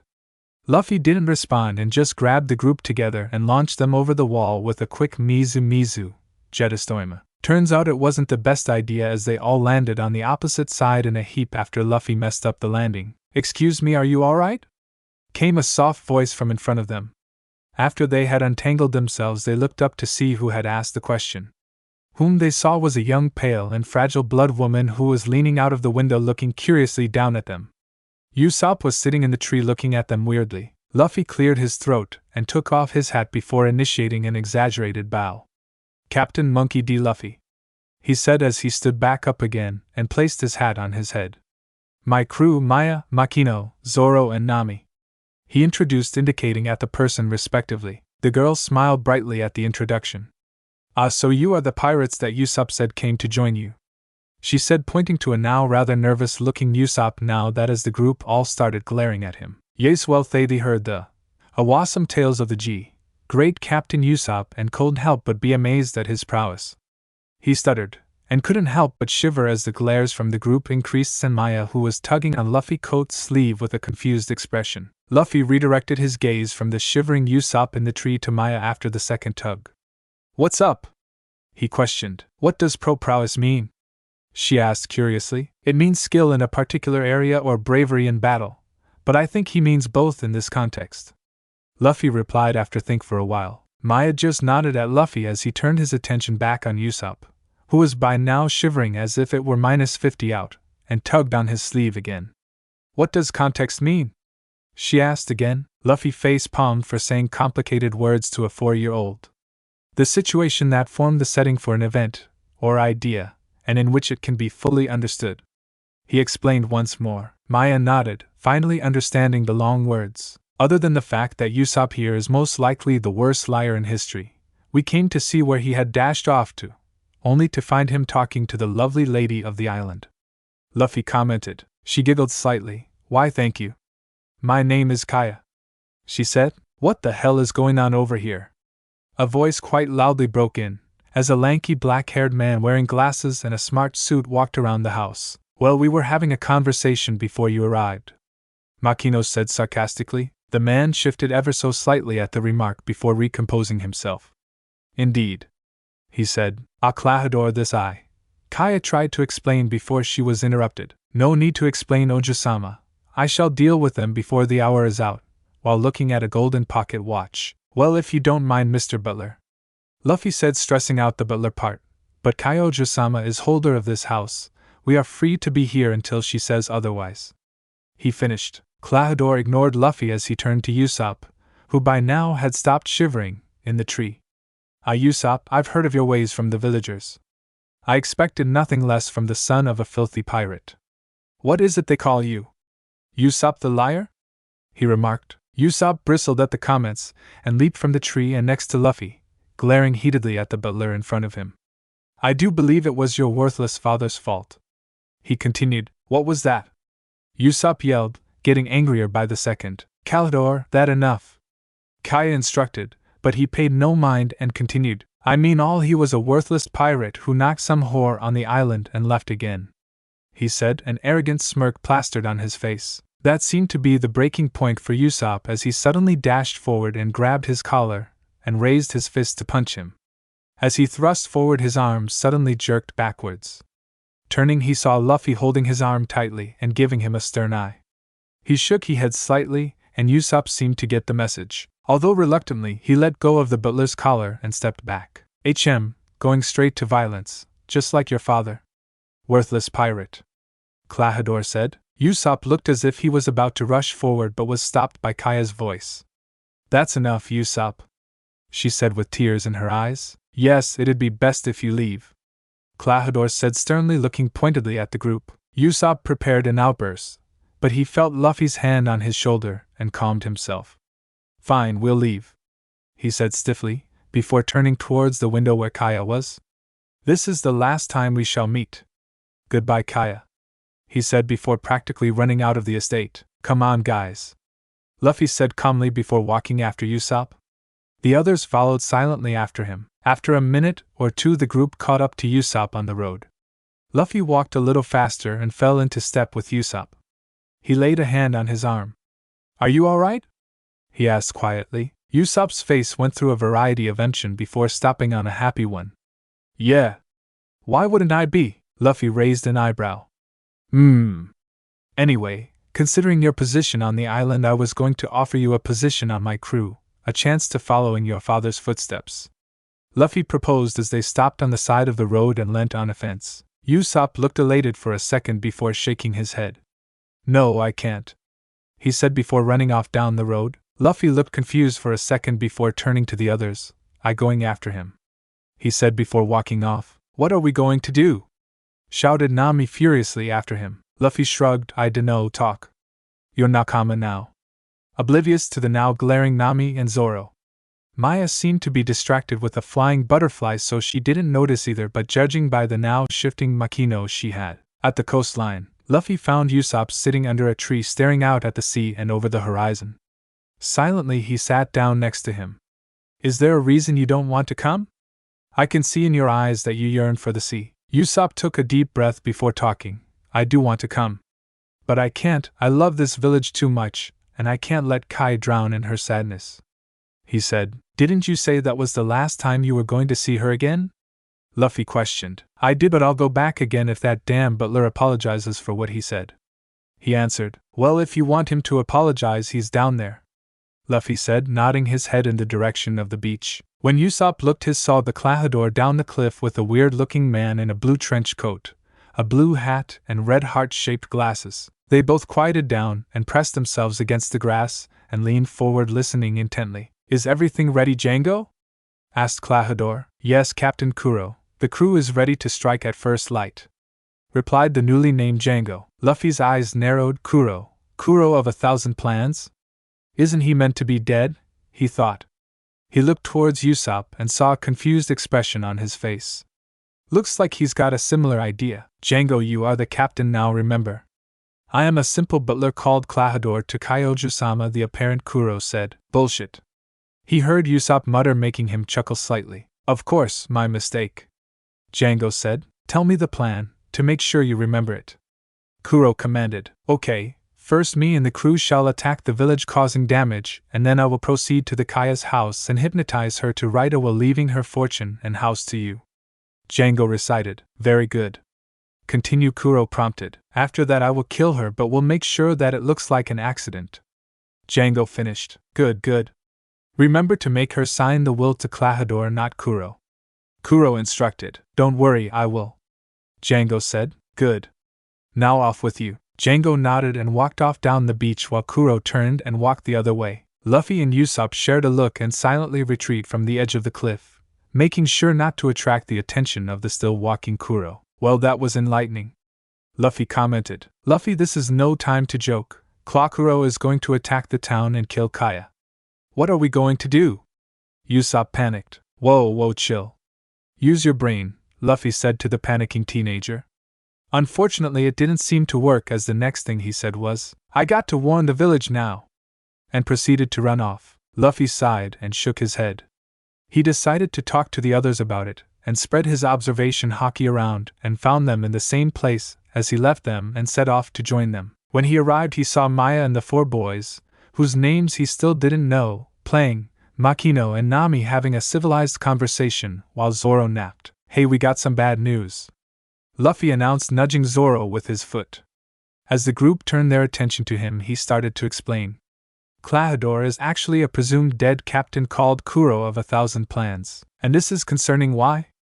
Zoro asked. Because he and his old crew, the Black Cat Pirates, are planning to attack the town tomorrow morning, Luffy stated with a serious look on his face, shocking the entire crew into silence. After most of them had regained their composure, Makino said.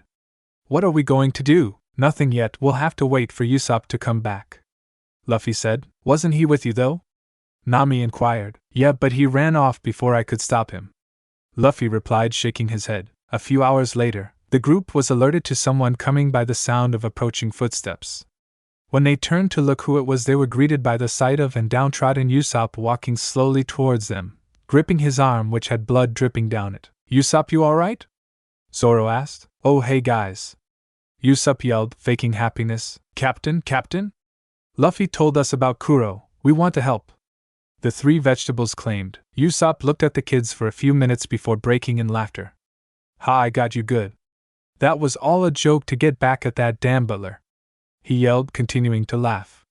And the best part is, Luffy agreed to help. The faces of the children fell slightly, before they announced their disappointment in him, and walked off. They were silently for a bit before. I take it the village didn't believe you, Luffy said. Usop sighed and shook his head. No, not a word. What's the plan? Makino asked. Luffy looked at the now darkening sky and turned to Usop. Your house near here? He asked. Usop nodded. Follow me, he said, and walked off, the others walking behind him. Minutes later, Usop's house, They sat silently in Usop's house after Makino and Nami healed the wound on his arm. "South plan," Zoro said. "Yeah," Usop said. He face-focused in coming up with something. "Well, we're helping you, if that counts," Luffy said. "Why?" Usop questioned, stunned. "Well, for one, you're hopelessly outnumbered and outgunned," Makino noted. "And you so scared you could pass out before they even land," Nami said, smirking while pointing to Settine's legs, which were shaking again. Usop smiled gratefully. "Thanks, but that doesn't help us make a plan." Luffy opened his mouth to speak, but he was interrupted by Maya yawning and snuggling into his chest. He smiled softly. "It might be best if we get some sleep.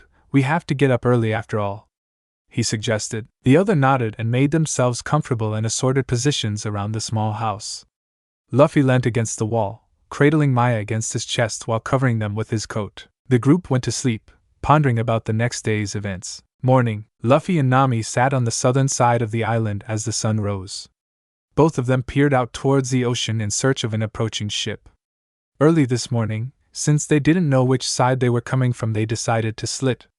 Zoro and Usop went north, and Luffy and Nami went south. Makino settled for staying with Maya to keep her occupied during the fighting. They sat there for around 10 minutes before Luffy shot up and turned north. "What is it?" Nami asked, concerned. "I can sense more presences on the north side approaching. If we run, we should get there before they are overwhelmed," Luffy said before blotting in the direction he was facing, and Nami ran after him. In a few minutes they arrived to see Zoro barely holding off the overwhelming pirates, and Usop atop the cliff. As the duo ran out of the forest, most of the attention turned to them, and some of the enemy crew turned to engage the new arrivals. Luffy and Nami met them halfway, with Luffy drawing in swords and Nami grabbed her bow staff. Luffy and Nami quickly chopped, slashed, and bashed their way through the pirates to Zoro, where the three of them pushed them back down the hill. "Morning, Zoro, how's things?" Luffy greeted. "Just fine now you're here," he replied. "How many are we talking about?" Nami asked. "Around 50. Usop told her after walking over. "Well, this should be easy then," Luffy commented, yawning. The four turned their attention to the pirates down the cliff and saw them surrounding Django. "What are they doing?" Luffy asked. "He looks like he's hypnotizing them," Nami answered, squinting at them. Suddenly they let out a large battle cry and ran back up towards them. Thinking quickly, Luffy thought of a plan. "Zoro with me, we're going to meet them. Usop back on the cliff, take out any stragglers. Nami stay here, take out any that get past us. They cannot be allowed to get past us," Luffy commanded. Then others nodded and got into their positions as Zoro and Luffy ran forward and clashed with the pirates. The battle took around 10 minutes before the pirates finally stopped getting up. The only one not exhausted was Luffy, and that's due to the fact that he can fight admirals head-on. He had used his water powers to devastating effect, taking out large chunks of the pirates at a time, and only used his swords when the lucky one got through. Usop picked off the ones at the back who chose to wait until the group was tired before attack. They appeared to be the smarter ones, but they fell like the rest. Zoro used his swords to slice and dice his combatants, has skills superior to theirs. And Nami caved their skull in like they were papier-mâché to the unlucky souls who got past. Between them they soundly defeated them, and Django stood at the bottom beside the beach boat shacking. He seemed to mutter to himself before shouting, "Butchie! Sham! Get down here!" It was a few moments before anything happened, but when it did, two figures had jumped off the ship. One of them was small and scrawny, and had dressed like a cat, complete with mittens with added claws, and ears atop his head. "This is the one that spoke." "Yes, Captain." "What is it you need of us?" "Sham, I need you and Butchie to fight that lot," Django said, pointing in the direction of Luffy, Nami, Zoro, and Usop. The two turned to look at them before looking back at Django, shaking. "BBTTChy, why look really strong," the other one spoke this time. He was a rather large individual, but rather large as in sideways instead of up. "I don't care, Butchie, get it done," Django ordered. The duo fearfully turned towards the group and tried to sound intimidating. "Yo, you BTTRW, watch out, or I'm gonna slash you with my claws," Sham shouted bravely, but apparently nervous as well, judging by the stuttering. Luffy hadn't even noticed that Butchie had gone missing, and apparently neither had the others. After watching Sham pathetically charge at him, he reached to grab his swords hanging on his waist, only to feel air. He sharply looked down at his hip to see his swords missing, but before he could look for them, an arm suddenly found itself stuck in his chest. Thankfully, there was no blood, only a ripple effect coming from his chest. Well, that wasn't very nice, Luffy said, glancing up at Sham, who had a shocked look on his face. Looking around, he saw Butchie, who also had his swords in his grasp. He turned his attention back to Sham before raising an eyebrow at him, which for some reason scared the cat, dressed in ways that made him shiver. He was unfortunately correct in his assumption in being scared, as a Haki-infused knee suddenly found itself violently placed in his genitalia. It's understandable that he immediately passed out. Poor bugger. Butchie looked scared for a moment before he shook his head and charged, apparently ignoring the demise of his accomplice. Luffy looked unconcerned at the approaching fat man, as he looked behind him to see Zoro preparing for an attack. Santorio Onigiri, Zoro yelled, striking just as Butchie turned when he heard Zoro's voice. Zoro skidded to a stop just beside Luffy, who nodded to him on a job well done. Nami, go loot the ship. You can have 50% of the stuff there, Luffy ordered as both he and Zoro turned back to Django. 50%. Nami protested. Luffy sighed. Just do it, he said. Nami looked ready to protest again, but a stern look from Luffy silenced any opposition from her. With a huff, she passed Luffy and Zoro and scaled the ship to look for some loot. Luffy and Zoro turned back to Django and saw him sweating intensively and shaking in his boots, but Luffy had a feeling it wasn't him. It turned out to be right. It is past dawn, Django. Why hasn't the plan began like I had commanded? Said a slick voice. See Captain K. Kuro. Django stuttered out the group to turn to see Kuro standing at the top of the hill with a sneer on his face. He was holding a duffel bag in his hand. I asked you a question, Django. Why hasn't the plan proceeded like I ordered? Kuro asked again. It's these kids, see Captain. They keep causing trouble. Kango answered fearfully when Kuro began glaring at him. Kuro looked at the crew with a keen eye as he saw that they were waking up. Listen up, you useless shits. He spoke. You have 5 minutes to kill these children, or I will do it myself, and you along with them. Kuro said, narrowing his eyes at the Black Cat pirates, who were all wide awake now and quite scared. Django looked grim for a second before gripping a circular blade on a string and hanging it in front of his crew. When I say 1, 2, Django, you will become immensely strong. You will have no fear. You will not feel pain, and all your wounds shall heal. Django said. 1, 2, Django. He finished, while swinging his blade like a pendulum. The feline pirates all sprung up and turned to the group on the cliff. Luffy could see that all of their injuries had healed and their muscles bulged, and they charged in a rage up the slope towards them. Luffy raised an eyebrow at the approaching pirates and shrugged. Their funeral, he commented, and ran down to meet them. Zoro got the same idea and followed him, with Usop giving them coving fire. Thanks to the bonuses from Django, the cats were a little harder to deal with, but ultimately they were easily dealt with in the allocated time. Fortunately or unfortunately, depending on whose point of view you're looking at, the Black Cat pirates all now lay at the bottom of the cliffs, either dead, dying, or unconscious. Of course, it entirely depends on who attacked them. By now Kuro was furious, which was clearly visible. His eyes had darkened, and he was gritting his teeth in anger. It seems you have chosen death. Kuro gritted out through his teeth as he slipped on his gloves, which had large knives on the ends of his fingers, making them resemble cat claws. He looked ready to attack when a large shouted resounded around the area they were fighting in. Clahador stopped this instant, a largely feminine voice shouted out. They all turned and saw Kaya standing by the forest edge. She looked paler than when they had last seen her. She was also panting quite heavily, and looked as if she was struggling to stand up. They were all quite surprised to see her there. Kaya, what are you doing here? It's dangerous, Usop shouted from his position. She ignored him and continued on. If it is my fortune that you want Clahador, then you can have it. Just leave the village alone, she pleaded. You don't seem to understand, Ojusama. Kuro spoke. I want a peaceful life that has nothing to do with the sea, he said, turning an icy gaze over to her. Suddenly she pulled a pistol from somewhere. Clahador, stop this! Kaya yelled, shakily aiming the gun at said person. Kuro eyed the gun and looked at the girl, and a dark look appeared in his eye and a small malicious smirk appeared on his face as he recited the happy times he had spent with Kaya.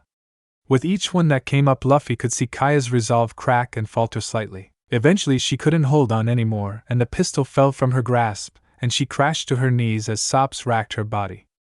Out of the corner of his eye, Luffy spotted Zoro gripping his swords tighter than before, and smiled slightly, seeing that the man shares his feelings towards the now most hated person in the area. Kuro! Usop yelled, now bringing the area's attention to him as he was holding his slingshot, a lead ball already loaded, pulled back and aimed at Kuro. Usop, I didn't notice you there," Kuro said condescendingly. This only served to anger Usop more as he let his ammo fly towards the expeller, who snorted slightly before disappearing, thus evading the projectile, and appeared behind a now rather terrified Usop when the man's bladed fingers found their place on his face. "You know, I remember how you almost hit me," he whispered into Usop's ear, but the whole clearing hurt anyway. "And I don't like being hit," he finished as he looked ready to skewer the teen through the back. And he would have done if it wasn't for the fact that a boot suddenly found itself planted in his chest, launching him away from Usop and landing him at the edge of the forest. Luffy now standing in his place, and his foot found its place back on the ground. The eyes on him now wide open in awe at the speed he displayed. As Luffy began walking forward to finish off Kuro, they were surprised when 3 kids broke out of the forest and began a beat on the butler with miscellaneous weapons. After a small round of beatings and insults, the trio stopped and ran up to Usop and smiled brightly. "Mission accomplished, Captain," they said together, saluting to the shocked face of Usop, which was replicated by the rest of the people in the area. He shook himself out of the shock and focused on the kids in front of him. "What are you guys doing here?" he said, horrified. But Cap, one of the 3, began. "No! You can't be here, it's dangerous," Usop interrupted furiously. The kids froze at his tone. He noticed Kuro standing back up to the side. "Look, here's what I want you to do. I want you to take Kaya and run into the forest, okay? Get her away from here and protect her," Usop instructed. The 3 looked shocked for a moment before nodding and taking Kaya's hand and running away towards the forest. "Django, go after the girl. Don't come back until you have completed your task," Kuro commanded. Said man nodded and ran after them. "Zoro, Usop after him. I will finish things up here," Luffy instructed as the other 2 nodded and followed. Kuro went to follow after them, evident of him starting to run towards the forest. But he stopped abruptly when he came face to point with one of Luffy's swords. "Luffy Tutate, your fight is with me, Kuro," he said. Kuro raised an eyebrow. "Why are you helping Usop?" he questioned. Luffy just shrugged. "He interests me," he said. Kuro disappeared and reappeared behind Luffy, poised to strike. "Is that so?" he said before swinging his hand down towards Luffy's unprotected back. He was, however, unprepared for the hand to catch his wrist. He blinked and Luffy was now facing him, holding onto his arm with an iron grip. "You're quite fast, Kuro, however," he said before disappearing. Out of nowhere, and fist impacted the side of Kuro's face, launching him into the cliff side. "You're not fast enough," he finished, grinning. Kuro looked shocked for a moment before narrowing his eyes. He snorted and turned to look at his crew. "I'll deal with you later, first I have to take care of some trash," Kuro muttered, though everyone still heard him. He started swaying on the spot and slowly stated to walk forward. Kuki Ashi shouted and disappeared from sight. Luffy wondering what he was doing because he felt Kuro's signature moving around the clearing at speeds even he would have trouble getting to. He didn't have to wait long for his answer as one of the Black Cat members' chest suddenly erupted in blood due to the fact that there were now 4 deep slashes there. Almost immediately another collapsed in the same manner, followed by another, and another. His eyes narrowed sharply at the sight of Kuro massacring his crew without remorse, and he gripped his hands in anger. His eyes widened slightly as he felt Kuro heading straight for him. Acting quickly, he threw out a hand and put up a wall of water. He had to admit, it was quite comical watching Kuro smash into the wall at rather high speeds and sliding down it. After dissolving the wall, Luffy walked forward and poked Kuro with his foot a few times. "Are you dead?" he asked. His answer, however, was in the form of 5 claws heading straight to his face. Luffy, only mildly surprised, leant back slightly, making Kuro overextend, putting him off balance. Graping his wrist, Luffy guided Kuro onto his knee, which made him hunch over in pain. Turning quickly, he roundhouse kicked him in the side of the head, dazing him and launching him into the cliff's side, embedding him in. The Black Cats at the bottom of the cliff watched in shock as their former captain was effortlessly defeated in a matter of seconds. Kuro shook his head as he tried to clear the dizziness. When his vision cleared, he tried to leave his imprint on the cliff side but saw Luffy rushing at him with a sword drawn. His eyes widened as he saw his death closing in. Just as the blade was about to pierce his chest, a loud cry was heard. "Stop!" cried a rather feminine.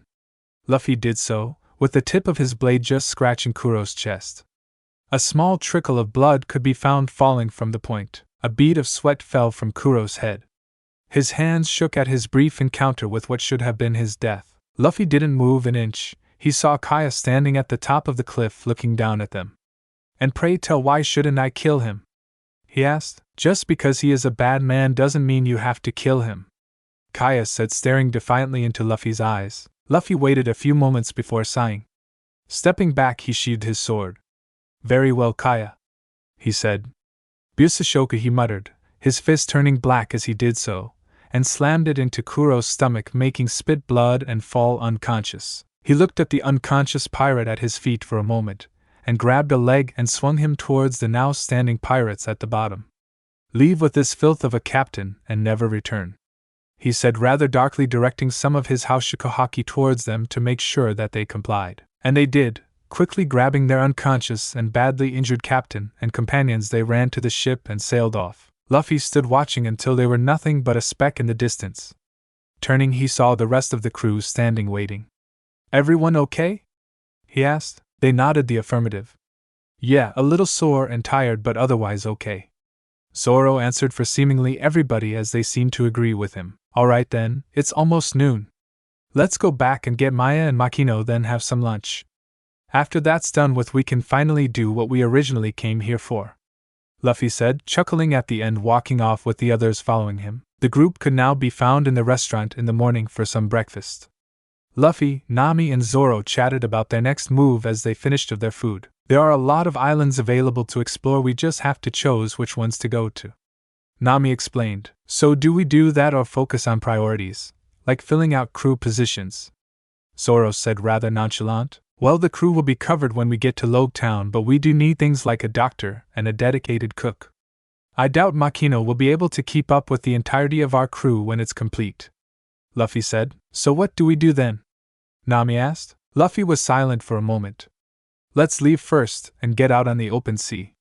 We'll decide where to go then," he eventually decided. "Okay then," Zoro said. Just as they were about to stand up, the door to the restaurant opened and Kaya strolled in. "Hey Kaya, what's up?" Nami asked. Kaya smiled at them. "As thanks for helping my village, I have a surprise for you," she said, still smiling. Luffy looked at Zoro for his opinion, who just shrugged. "All right, we've got a little time, lead the way," he said. Kaya somehow smiled brighter and led them to the cliffs where the battle occurred, but what surprised them was the caravel sitting at the bottom of it in the water with Mary standing beside it. "You're giving us a ship?" Luffy asked, surprised. Kaya nodded. It's Mary's, he said he doesn't use it, so we wanted to give it to you to use," she explained. Mary smiled next to her. "Her name is the Going Mary, and I designed her when I was a child and made her before I became Kaya's butler," he explained. "We already have a ship though," Makino pointed out. "Really?" Kaya asked. "Yeah, but we can still take this. We need a smaller ship to go into port and stuff. We can't exactly turn up in ours. We'd scare the people half to death," Luffy suggested. "That's not a bad idea. But how do we sail it? We are merely 4 people, not including Maya," Nami said. "We could always tie it to the back of ours. It should be strong enough to pull the Mary along," Zoro commented. "That's an idea," Luffy said, nodding. Kaya was about to speak again but was interrupted by a loud shout coming from the top of the cliffs. "Somebody help me!" the voice yelled. They all looked towards it to see a green ball rolling down the hill towards them. "Is that Usop?" Makino asked. Luffy sighed.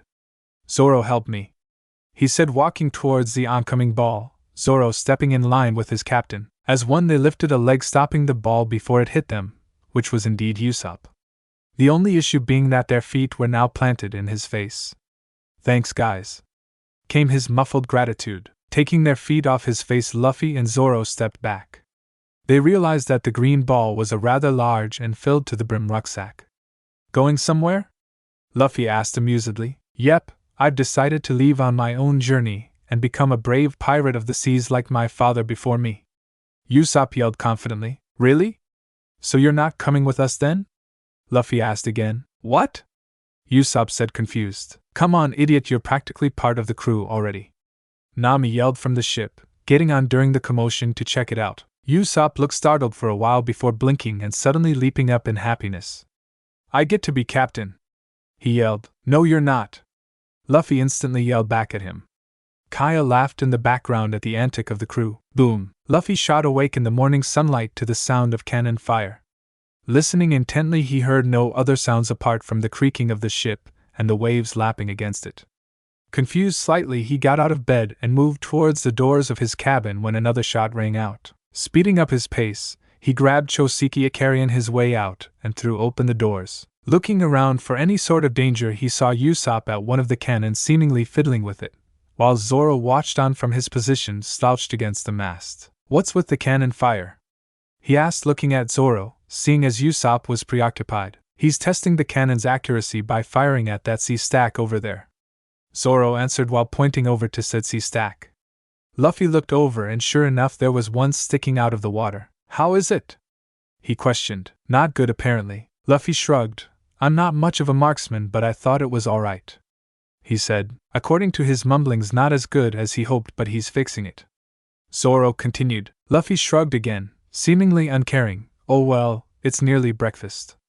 "The others up yet?" "They were getting up as I left, so I hazard a guess and say breakfast is almost ready," Zoro answered. As he said that, a cry from below interrupted the three. "Breakfast, good guess," Luffy mumbled as he went to change into appropriate wear. Breakfast had been uneventful, just the usual quiet breakfast. No, not so much. Luffy was currently standing across from a leaping man swinging his sword around as if it was going out of style, and a sickly-looking man lying on the deck groaning. These two were apparently Zoro's friends, Johnny and Yasaku's small world.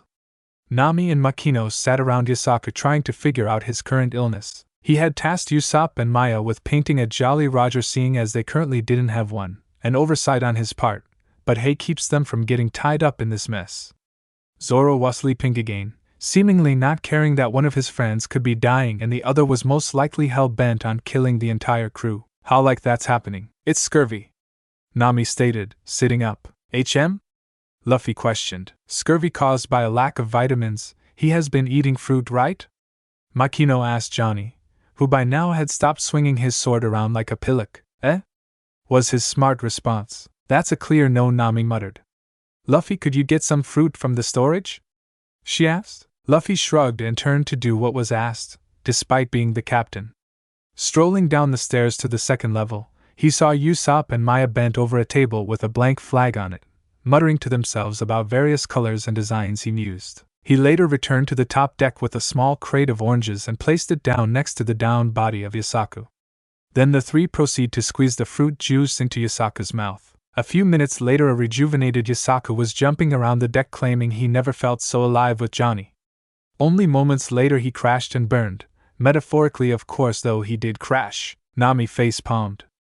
"Of course he wouldn't recover from scurvy that quickly, you dolts," she yelled, massaging her temples. Luffy just sighed and closed his eyes, hoping the yelling coming from Johnny would eventually stop as he cried about Yasaku dying again. He opened his eyes again and turned them down to see Maya standing before him with the black flag folded up. "You're finished?"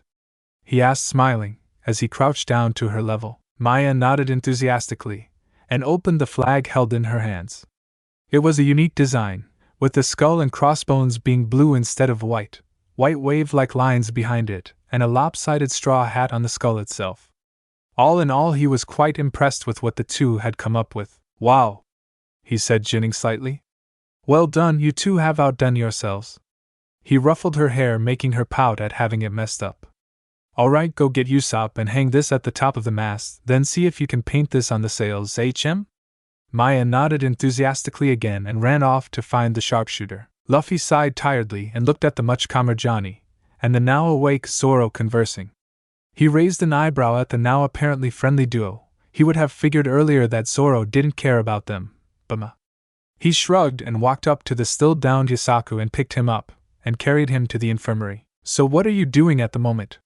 Johnny asked the crew as they sat around a table in the mess. "Nothing in particular, just sailing around picking up crew as we go," Luffy answered, sipping a bottle of sake. "Any specific jobs you need?" "Well, we need a carpenter, doctor, and cook that is able to fight, an archaeologist, and a permanent navigator," he said, giving Nami a hard stare at that last one, who shifted uncomfortably, and a musician. He finished. Why a musician? Nami asked indigently. What kind of pirate ship doesn't have a musician?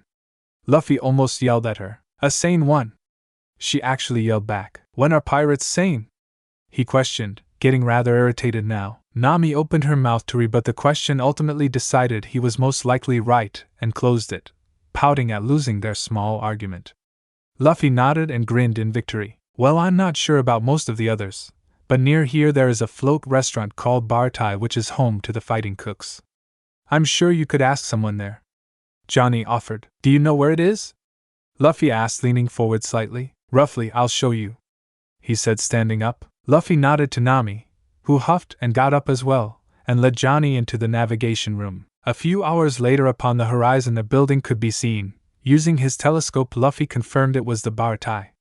Currently they were in the process of transferring over to the Going Merry to dock easier at the floating restaurant. A few minutes later, after Luffy left a few clones to guard the ocean's freedom, they were headed to the apparent 5-star site. It was half an hour before they finally docked at the establishment, and by that point they were ready for lunch as it was already around noon.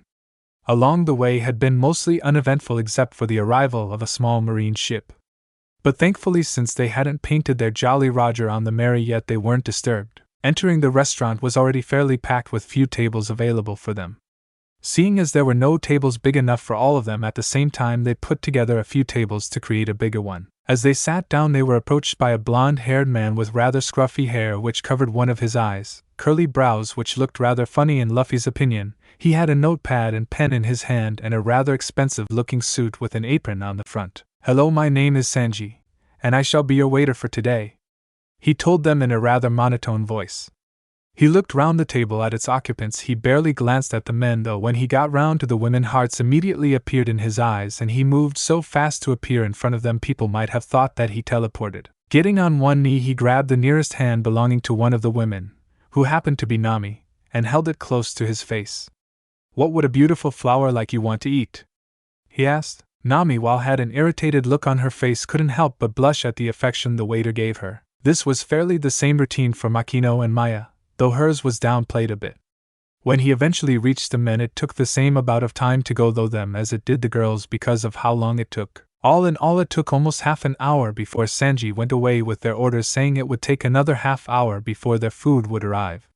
He returned moments later with drinks and went away again. Lunch/dinner came and passed without much trouble except a small disturbance at a different table.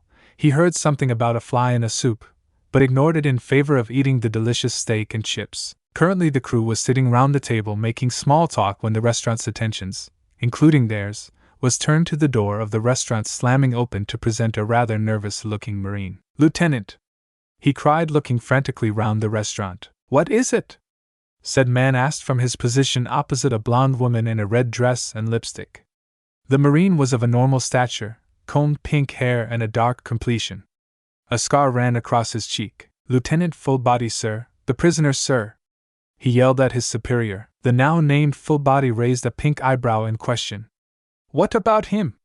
he pressed. "Well, sir, he's Escabang." The Marine's sentence was cut short, and a gun's shot rang out.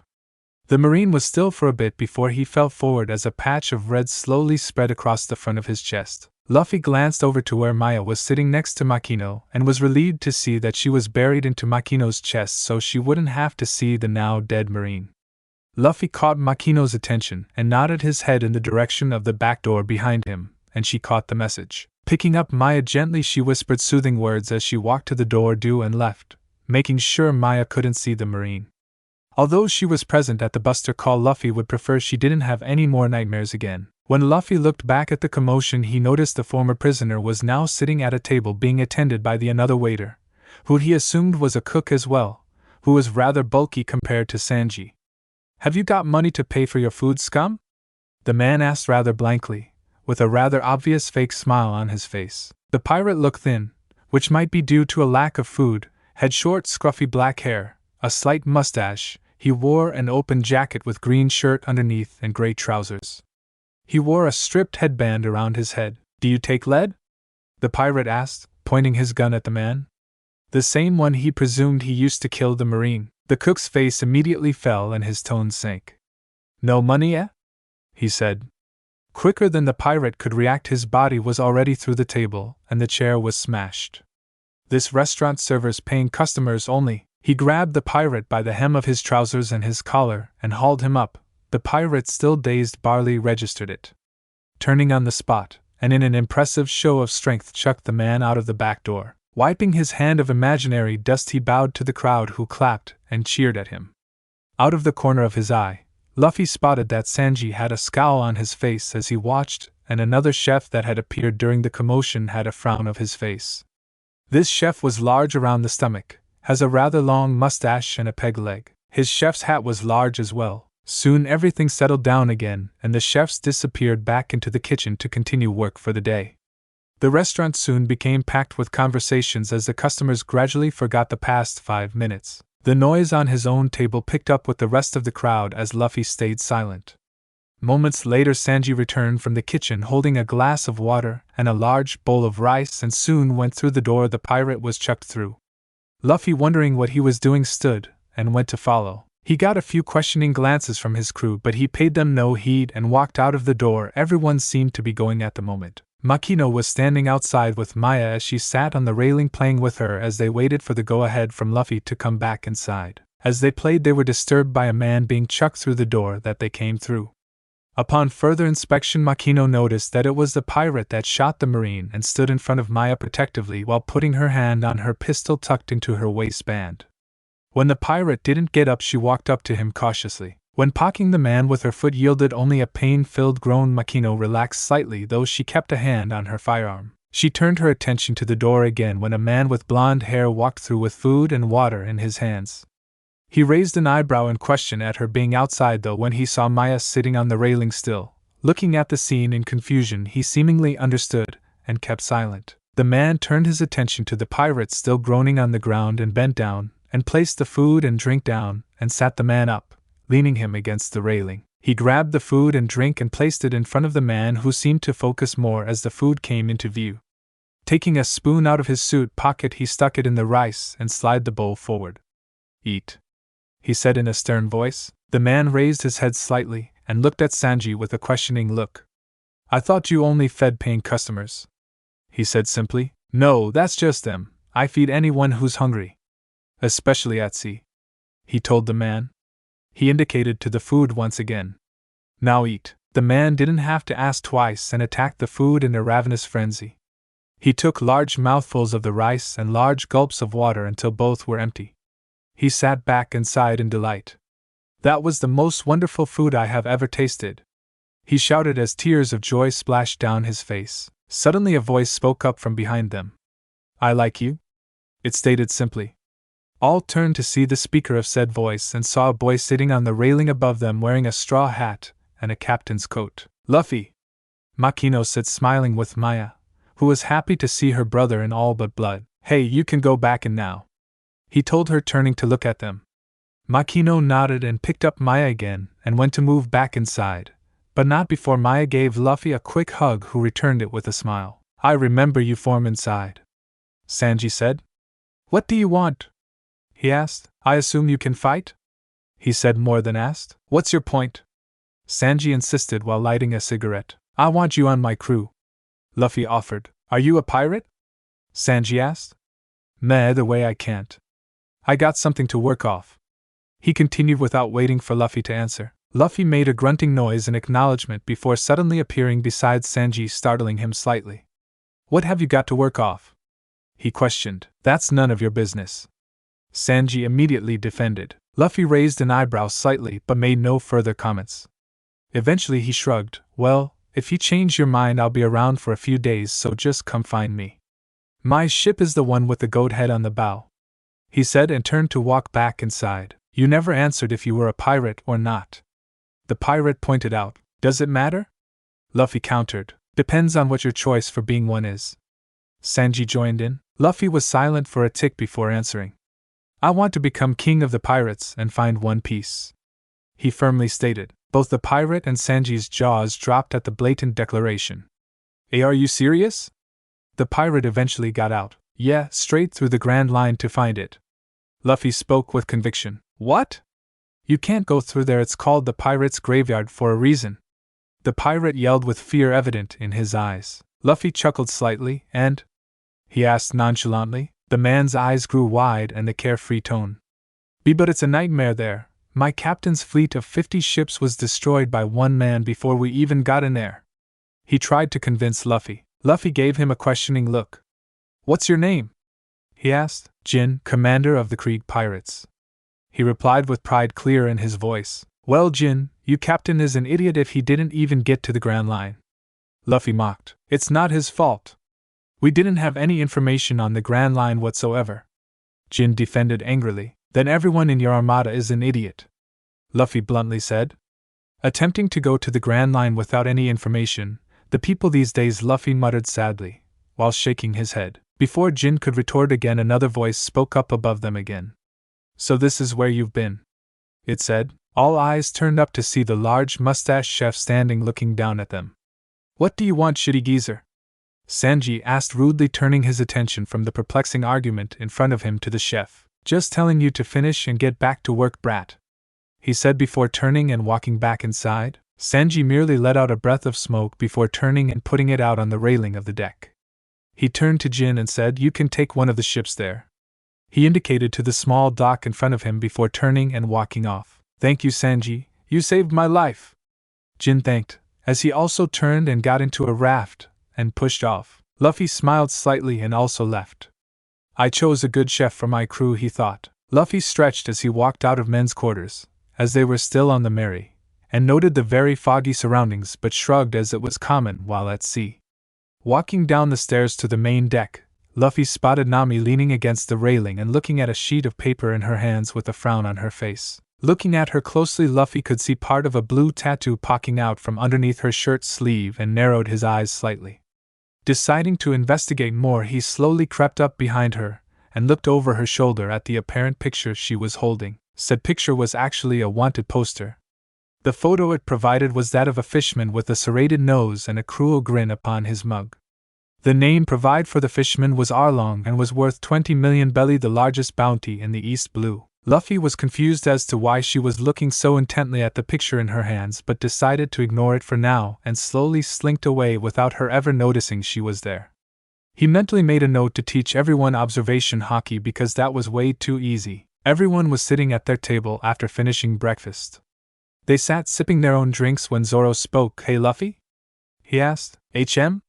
Luffy answered, placing his glass of whiskey down on the table. How long are we going to stay here? He questioned, as everybody else was wondering the same thing. Luffy was silent as he thought on the question for a little while. A few more days. It's not like we're needed somewhere urgent, he finally said. No one noticed Nami twitch slightly and leave through the back door. Zoro shrugged. Well, you're the captain.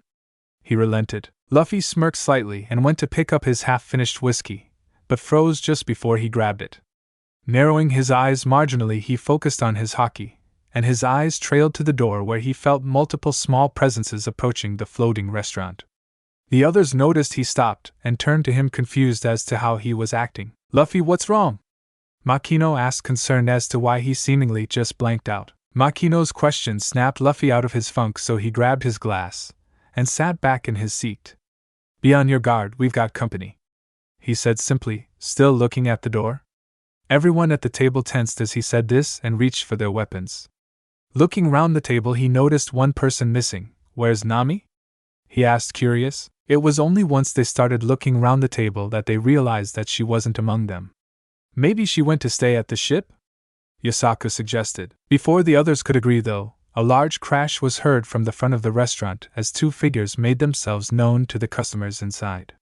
One, from what he could see, was Jin, and the other, who was leaning heavily against Jin, was quite large, more so than his companion, and looked barely alive. He looked vaguely familiar with his golden armor, but Luffy just couldn't put a finger on it. Jin gently lowered the man to the ground, who almost collapsed as soon as his support shifted him. The place was silent as they gazed at the intruders with curiosity, wondering who they were. Food, the man said weakly. Please, food. I've got money, I will pay for any food you've got, scrapes even, I just want food. He continued to beg. Don't give him anything. That's Don Krieg, the large cook shouted, who he learned was named Patty. At hearing his name, Luffy's eyes widened when he suddenly recognized the man begging on his knees. The customers around, however, screamed as they scrambled to get away from the notorious pirate. Luffy glanced to Makino's chair and noticed that she was already gone with Maya.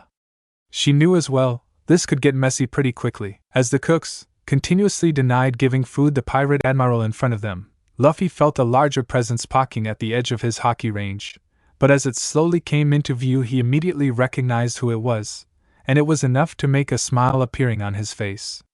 "So you've come to finish off your prey? Everyone who values their pitiful lives, give me all your valuables and leave this ship immediately." Krieg boomed, looking like he'd never been looking at death itself moments ago. Those few customers that remained immediately ran like bats out of hell to escape the man, though the cooks stood their ground and looked as if preparing to fight. "I want food enough for 100 men, to feed my starving crew, and maybe I'll let you live," Krieg demanded, arrogance lacing his voice. The cooks renewed their denials in full force, but stopped godsmacked as Zeph stepped up out of nowhere and plated a large bag, no doubt full of food, in front of the golden-armored man, earning a raised eyebrow from Luffy. "Chef Zeph, what are you doing? He'll attack the ship now," one of the cooks cried out, looking rather horrified. At Zeph's name Krieg's eyes widened. "You're Zeph?" Red Leg Zeph, a pirate famous for the fact that his legs were always covered in his enemy's blood, kicks that could break bedrock and could leave footsteps in steel. Krieg's eyes traveled down to his legs, or more importantly, his wooden one. "Guess that doesn't really matter now, does it? Just a defenseless old man who cooks," he mocked. That comment seemed to irk Luffy as he tightened his grip on his dual swords. Zeph gave off the impression he could still kick your ass across East Blue and back even with a peg leg. Old or not, he was not someone to mess with. "What do you want, brat?" Zeph questioned fearlessly, flexing his hands slightly. "You have a guidebook for the Grand Line, correct?" Krieg asked. He received a nod. "I want it." "No," Zeph bluntly replied. "With your book, I'd have the information I sorely lacked before. The next time I will conquer the Grand Line and become the king of the pirates," he yelled almost religiously. They were interrupted by laughter coming from a table in the corner, and all eyes turned to the culprit, a teenager wearing a blood-red captain's coat and a straw hat firmly upon his head. "What's so funny, kid?" Krieg sneered. Luffy calmed himself and wiped an imaginary tear from his eye. "Just the fact you think you're going to be the pirate king," he replied calmly. "Oh, why's that?" Krieg continued. "'Cause I'm going to be it." Luffy grinned. Krieg growled. "This isn't a game, kid," he threatened, "or tired to." "Who said it was?" Luffy spoke, serious suddenly and putting a hand on his swords. The man in question gritted his teeth before he grabbed the bag in front of him, turned and exited the doors behind him. "Sanji, I'm so sorry." Jin apologized. "I didn't mean for this to happen," said man, pushed his way to the front of the crowd and faced the man. "It's alright, Jin, I know." Jin looked ready to argue, but the sudden sound of wood snapping, water splashing and men's cries stopped the rebuff that was bound to happen. Jin's eyes widened to comical levels as he sank to his knees. "He followed us, that monster followed us," he cried in near hysteria. "Who followed you?" Sanji questioned. Concern filled his eyes. Once again their attention was dragged again to the corner where a chuckling sounded. "He came to finish his prey," Luffy said. Zoro looked to his captain in confusion. "Who, Luffy?" he asked. "Dracula Hawkeye's Mihawk, the world's greatest swordsman," he informed with a small grin on his face and excitement in his eyes. Zoro, after registering the man's title, also grinned and gripped his swords tightly. Everyone had rushed outside to see the commotion, only to be greeted to a sight of a massive man-o'-war ship in half and its crew scattered around on it, and in the water. The man responsible for such destruction slowly floated towards them on a coffin-shaped ship dotted with candles, giving it a chilling atmosphere. The man sat in the middle of the boat, with one leg folded over the other, and his hands interlocked on top. A large hat with a great feathery plume covered his face and a burgundy cloak around his body. A large decorated handle towered above his head. As he neared the wreckage he looked up, showing cold, yellow eyes that could strike few into anyone who looked at them. "He followed us here? Has he come to finish us off?" were the most common comments that followed him from the Krieg crew as they stared fearfully at the man. "That man destroyed an armada all on his own?" A cook spoke up. "I don't see any special weapon on him," he muttered. "The sword on his back is his weapon," Zoro answered. "Bastard! Why did you follow us?" A brave, but foolish pirate shouted at Mihawk. "Haki-chan, The Grand Line's so boring for you, you had to follow some cannon fodder all the way across East Blue? Luffy asked from his upon the railing. His head planted on his hand as he leant on it, not caring a warlord was literally right in front of him. The others, however, looked at him as if he was insane. I mean, he just called the greatest swordsman in the world Haki-chan. Said man's eyes swept across the crowd before meeting Luffy's. Blinking in probable surprise, he answered, "Oh, you're here, Luffy?" He asked before sighing, "If you must know, I'm just killing time." And yes, it is that boring there. Luffy chuckled, "I'll be sure to shake it up a bit when I go then, huh? Don't want you dying of boredom out there, do we? Don't ignore me!" The previous pirate yelled, ticked off, and the swordsman uncaring attitude. "Eat this!" he shouted before aiming both guns at Mihawk and firing. The man, however, simply grabbed his sword and redirected the bullets in the sea before replacing the sword at his back. All within a second. What I missed? He wondered. Mihawk sighed again. "Seeing as you're here, Luffy, how about a duel? It's certainly been a while since we last did," he offered, shocking those around them. Luffy's grin said it all. Everyone looked on in shock as an apparent nobody was currently standing opposite, and staring down, the strongest swordsman in the world. As their audience recovered from their shock, Luffy had moved from the Baratie to the floating wreckage of Krieg's ship. "Rules of the duel?" he asked after a period of silence. It also served to finally knock the rest of the observers back to reality. Mihawk hummed and thought before answering, "None of your devil fruit powers, and I shall use none of my sword techniques either. I wish to see how far you have come in pure swordsmanship," he answered in monotone, while reaching from the long blade across his back. Before Luffy could answer, a loud, obnoxious voice spoke up from the background. "Mihawk, did you just forget about me? The strongest pirate in East Blue," someone boasted. "Oh, you're still alive? It seems though I have found a better opponent than you, Krieg," Mihawk replied nonchalantly. There seemed to be a pause as the now re-revealed Krieg processed this information before bursting into laughter, as well as his crew. "This brat?" he yelled more than asked. "He looks like he couldn't cut a tree with those swords even if he was standing with his nose against it." He continued his laughter. Mihawk raised an eyebrow towards Luffy, as many others gazed at him wondering what he was going to do in retaliation. Said man just sighed and shrugged before turning and looking at Krieg, who wore, in Luffy's own opinion, disgusting golden armor. He sighed again and merely raised a hand towards the man, palm forwards. Nothing happened for a few moments, making many wonder if what he was attempting to accomplish failed.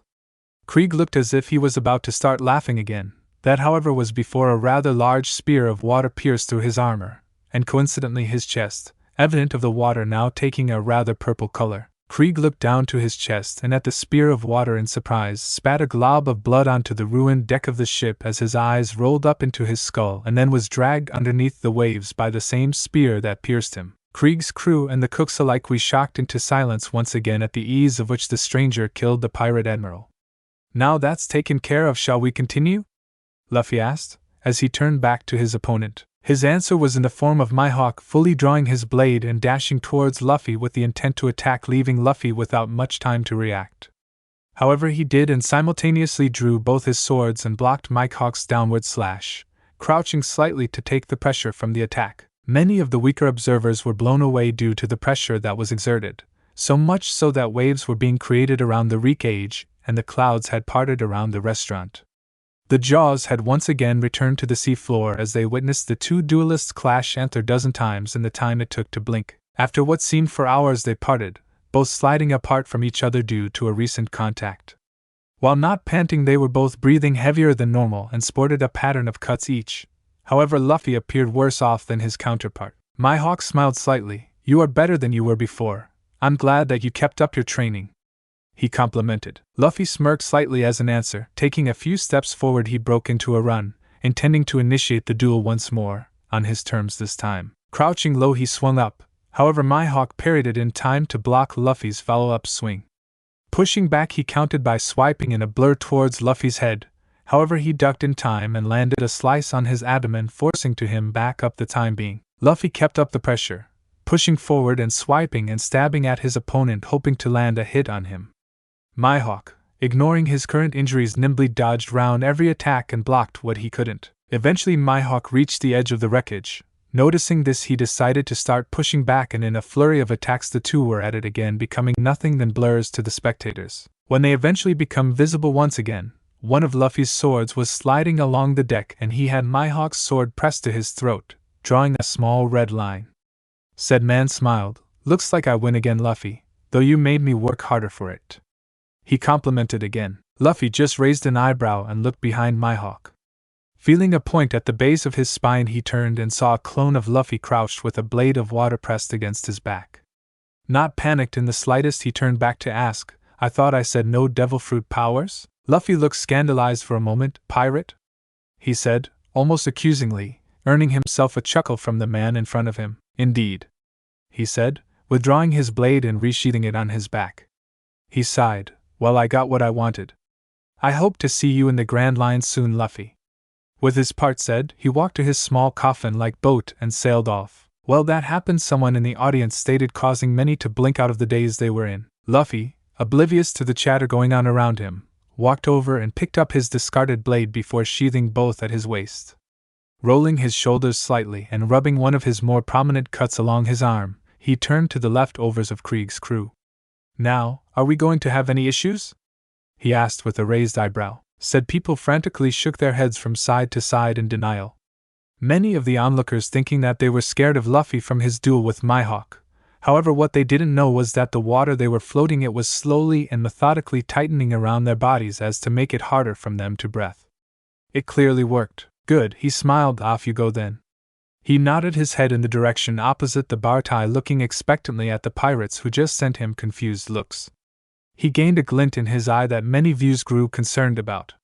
He raised a hand and wiggled his fingers at them. "Jinning," he said, "toodles," as a large wave swept them all up and carried them out to sea. When they were nothing but specks in the distance, someone finally spoke up. "That was amazing." A small yet incredibly excitable voice yelled out, drawing everyone's attention to a grinning Maya, who had flopped over the side of a railing after her little outburst. Luffy grinned good-naturedly back at her before swaying slightly on his feet before catching himself. "Heh, must have used more energy than I thought," he mumbled to himself before wincing slightly. "Oi, brat, you alright?" Seth shouted from the restaurant. "Gimme a 5-course meal and I'll answer you then."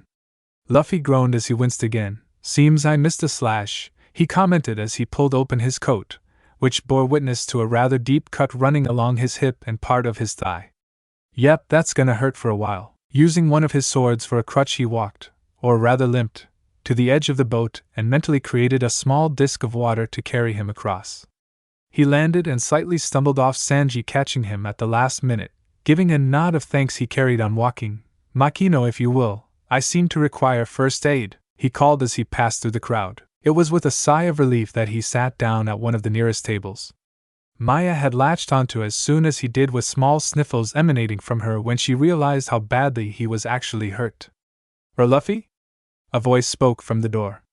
"We have a problem. If you're telling me the fact that Nami is gone and she's taken the going merry with her, then I already aware, Makino," Luffy stated matter-of-factly. "What?" was the rather startled response back. "I felt her leaving," he explained, the end coming out with a grunt of pain when Maya crawled onto his lap and brushed his fresh wound.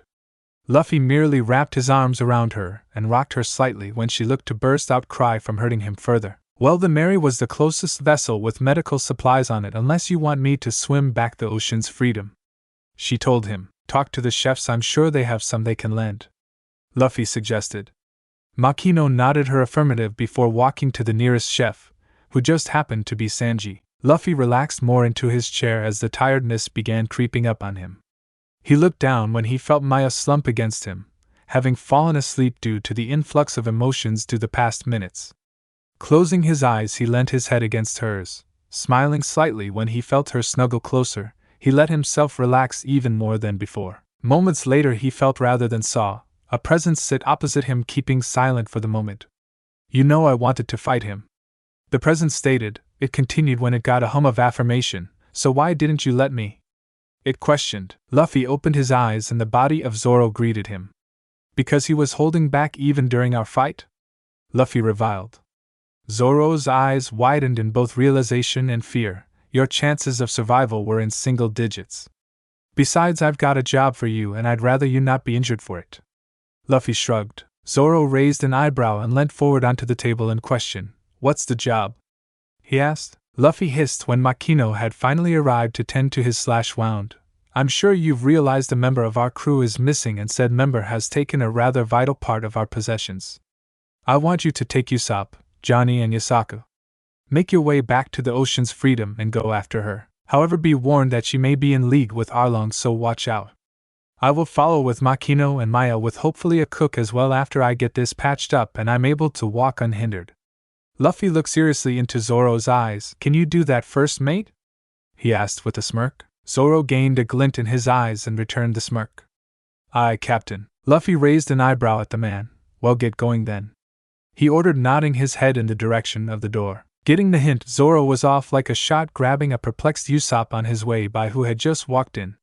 Luffy could hear Zoro yelling at Johnny and Yasaku to get a move on as he got further away and smiled slightly. Releasing a deep sigh, he let his head connect with Maya's once more and felt himself drift off into a dreamless sleep. Line break. Hours later, Luffy was once again up and about after a test lap around the restaurant, and they were loading a small boat with supplies that Zeph had lent them.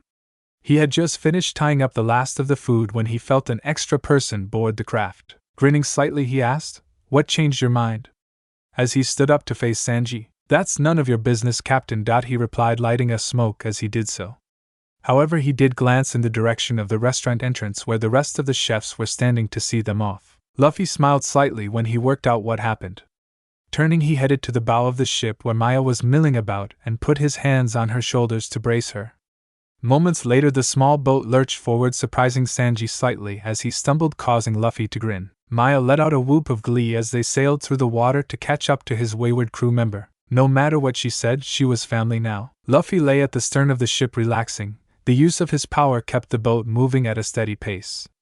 His hat was settled over his face to block the sunlight from reaching his eyes. He felt a pressure shift on his chest as it fidgeted. Lifting his head slightly to raise the hat, he gazed at the sleeping form of Maya.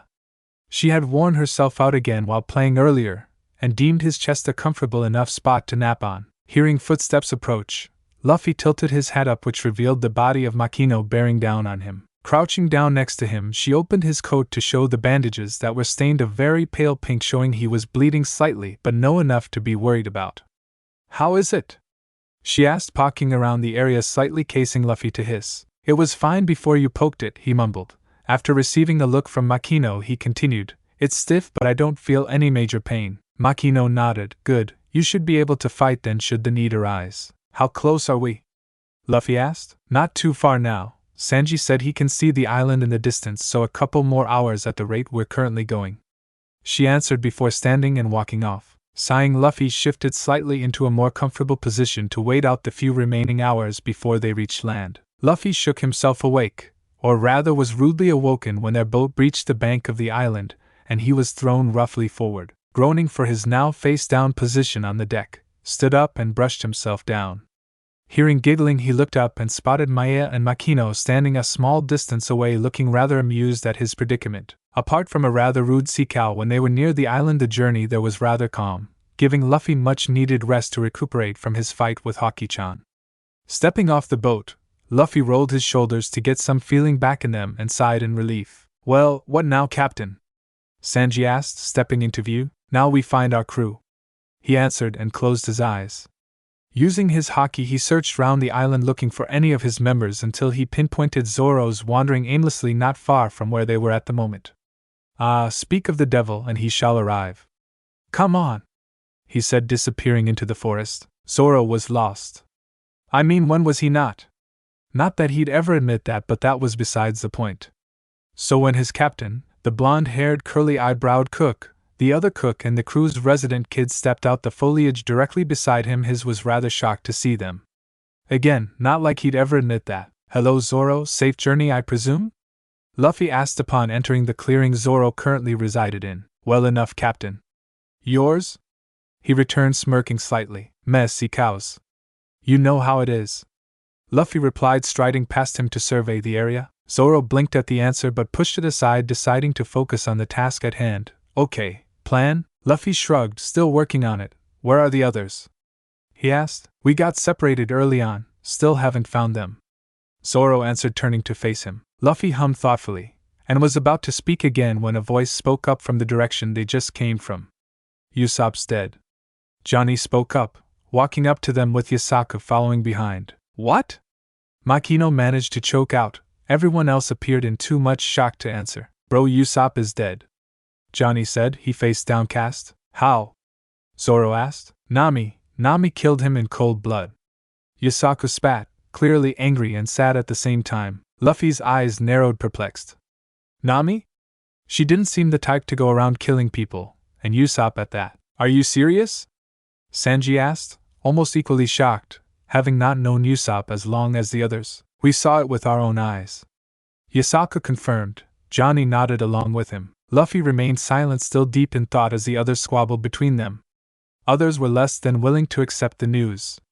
Then something clicked, and a smile crossed his visage briefly. A small tug on his arm pulled him from his thoughts. Looking down, he spotted Maya looking up at him, confusion written in her eyes. Crouching down to her level, he asked, "What is it?" She was quiet for a moment as Luffy patiently awaited her. She didn't really kill Usop, did she? She asked, hurt now filling her eyes. He smiled reassuringly and rubbed her head slightly. No, I don't think she did, he told her. The others apparently heard the little conversation that they had because Johnny spoke up again. I know what I saw, Luffy. She killed him and left his body to sink to the ocean floor. You should listen to your friend Luffy. A cold voice spoke up from behind him. As when they spun round to face the voice, Nami it turned out to be. Luffy couldn't help but voice his thoughts. It's not good to see you. How did you find us? He asked, rather perplexed. She seemingly ignored the question. Why are you here? What this spot, or this island? Luffy asked, amused. Both. Nami bit out. Well, we came to the island for a nice holiday walk, and in this clearing the sun hits just perfect. It's a nice spot to take a nap. And that's what he did, literally, just lay down where was standing, his straw hat settling over his eyes. But if you must know, I came to find a wayward crew member. Don't suppose you've seen her? About your height, orange hair, seems to be obsessed with money. He asked teasingly. She didn't answer, and it seemed Johnny to that opportunity to speak up. You killed Brother Usop, I saw you, he yelled angrily, pointing a finger in her direction. So? Go ahead, kill me. Take your revenge. She goaded in return. Luffy scoffed from the ground. You don't mean that, he said. Oh yeah? Try him. Her voice was cut short, however, due to the fact that blue watery chains now bound her body together, their point ends directly underneath her chin, ready to pierce at a moment's notice. It was rather familiar, actually. Go ahead, tell me to finish it, Luffy said, his voice taking a more serious turn, his hat lifted enough so that he could see her out the corner of his eye. She said nothing. Luffy scoffed again and the chains dissipated. That's what I thought. His hat lowered, once again covering his eyes. Without a second thought, he caught the foot aimed in his direction, courtesy of a rather pissed-off cook. How dare you threaten a lady such as Nami? Sanji shouted in anger, apparently not even fazed his attack was caught. Heal Nami-san. He immediately turned to Nami. Do you remember me? He yelled / asked, hearts present in his eyes. Shut up, shitty cook.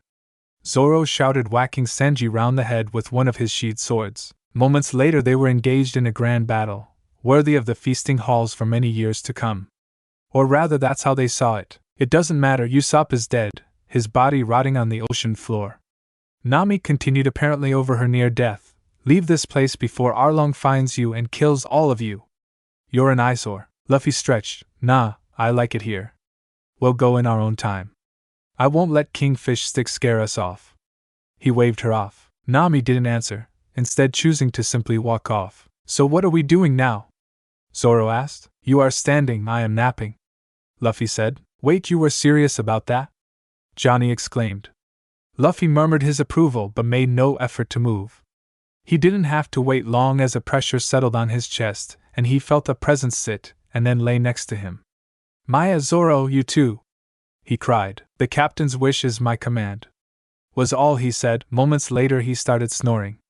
Even Luffy was startled by how quickly he fell asleep. Well, if you're staying here, then we'll go and find something else to do, Johnny spoke as he walked off, Yasaka following diligently behind him. See you. Take care of yourselves, Makino said, waving. Not that Luffy or Zoro saw it. All was quiet for a moment apart from the rustling of the trees and the chirping of birds. Do you think Nami really killed Usop? Maya asked again from Luffy's chest, the trembling present in her voice. They were quiet for a moment until someone finally answered, "No, I can't see her doing it no matter how little time we've known her." Makino reassured, "I agree. While she was acting strange earlier, she was acting. As hard as it was to spot it, in her eyes she was hurting inside." Luffy added, "What do you mean?" Sanji asked, curious. Before he could answer, however, a voice spoke from nearly right next to them. "Guys, I'm glad I found you." Startling the people next to it, they reacted accordingly. The voice then proceeded to receive a foot in the face. A sheathed sword followed soon after, and a multitude of spikes made out of water darted towards him, barely stopping before they pierced his body. "Higuys," the voice painfully muttered out. "Usop?" Zoro questioned, surprised at his sudden appearance. "You're alive?" Sanji continued for him, relief evident in his tone. Not so sure now." Makino muttered as Usop collapsed after the water spikes dissipated. Luffy moved his hat up slightly as moments later Usop magically recovered and began yelling at both Zoro and Sanji for trying to kill him, apparently disregarding the fact that he had also had a hand in that. Luffy stood up after getting Maya off his chest and looked at Usop with inquisitive eyes after he had stopped yelling and ranting. "How'd she do it?" he asked. Usop blinked. "Do what?" he asked densely. "How did she kill you?" he repeated with quotation marks. You could almost see the cogs turning inside his head when he answered. He then went on to explain how she had stabbed her hand to create the illusion of blood and let him escape through the ocean. "So there's something happening here that someone isn't telling us," Makino thought. "It doesn't matter anyway. It's no use." Another voice spoke up from the edge of the clearing. Luffy apparently couldn't take it anymore. "How did you find us?" he yelled. The person now reveled to be a woman about the same height as Nami, blue hair, a striped button-up shirt, a tattoo across her right arm leading onto her chest, blue jeans that reached her ankles and sandals, shrugged and pointed at Usop. I followed Long Nose here. The group blinked and turned to look at the man in question, who for his own looked rather meek. Luffy nodded understandingly. "Who are you, and what did you mean it's no use?" he asked. "First off, I'm Nojiko, Nami's older sister. And I meant that Arlong's rule will never end," she answered in order. "Just please leave her alone. I'll explain everything if you just go," she pleaded. "What, you'll explain why she like that?" Makino asked. Nojiko sighed. "Yes, but only if you leave after. There is nothing you can do here," she pleaded again. She was startled, however, when Luffy walked straight past her without a care in the world. "Meh, I'll pass on that," and disappeared into the forest. It was an interesting walk. He went on, meet a few fish men that were dumber than Usop, stumbled upon a ratty-faced marine captain in the village, and now here he was resting underneath a tree. That was until screams of panic and worry interrupted his nap. Rather rudely, he might add. Deciding not to interrupt, he stood and leant against the tree to watch the ongoings. The crowd eventually parted, showing Nojiko laying on the ground clutching her stomach, with presumably a doctor kneeling over her. Suddenly someone burst out of the ground and rushed in the direction away from the village. From the flash of orange, he presumed it to be Nami. Moments later, with Nojiko carried off, he watched the townsfolk arrange into sloppy military-styled lines as he felt the presence of the crew approaching the outskirts to the village. A man walked to the front of the crowd and proceeded to make a rousing speech about finally toppling Arlong, but was interrupted by the reemergence of Nami. This time she had tears in her eyes and put on a clearly fake happy demeanor. She claimed that she could get the money in half the time, the next go-around. However, it seemed to have no effect of the leader, as he marched off anyway with the villagers following behind. Nami stood still as they walked away, apparently in too much shock to do much else. She soon collapsed to her knees, anger and fury filling her eyes, replacing the defeat and helplessness present before. Gripping the knife that had previously dropped, she repeatedly stabbed at her tattoo on her shoulder, cursing Arlong as she did so. Well, until a grip around her wrist stopped her. Surprised, she turned to find the culprit being Luffy, standing over her. An eyebrow raised. The grip on the knife slackened, and it slipped from her grip, clattering to the ground once more. Sobs racked her body as she tried to contain them. "Why?" she asked. "Why are you still here?" She yelled, her fists beating against his chest as she released the anger pent up through years of sadness and abuse. Luffy bent down and curled Nami's body into his own after the attack battered off into nothingness. "I know, didn't feel like leaving just yet," he answered. Nami's body shook. "Luffy," she whimpered against his chest. "Please help me." Luffy chuckled slightly and leant down further so that his mouth was in line with her ear. You could have just asked. He teased. He stood and looked down at Nami as tears flowed down her face uncontrollably. Shrugging off his coat and folding it, he handed it to her and then settled his hat on her head. Look after these for me, would you? He asked as he walked past her towards the rest of the crew standing a little ways away from them. Makino, Maya. Take care of her, the rest of you. He called.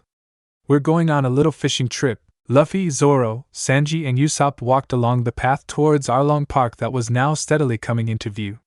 As they did so, it became evident that something was up because the villagers that had valiantly charged ahead to attack Arlong were gathered outside of the gates that appeared to be locked shut, or at least no one had bothered opening them yet. They're coming!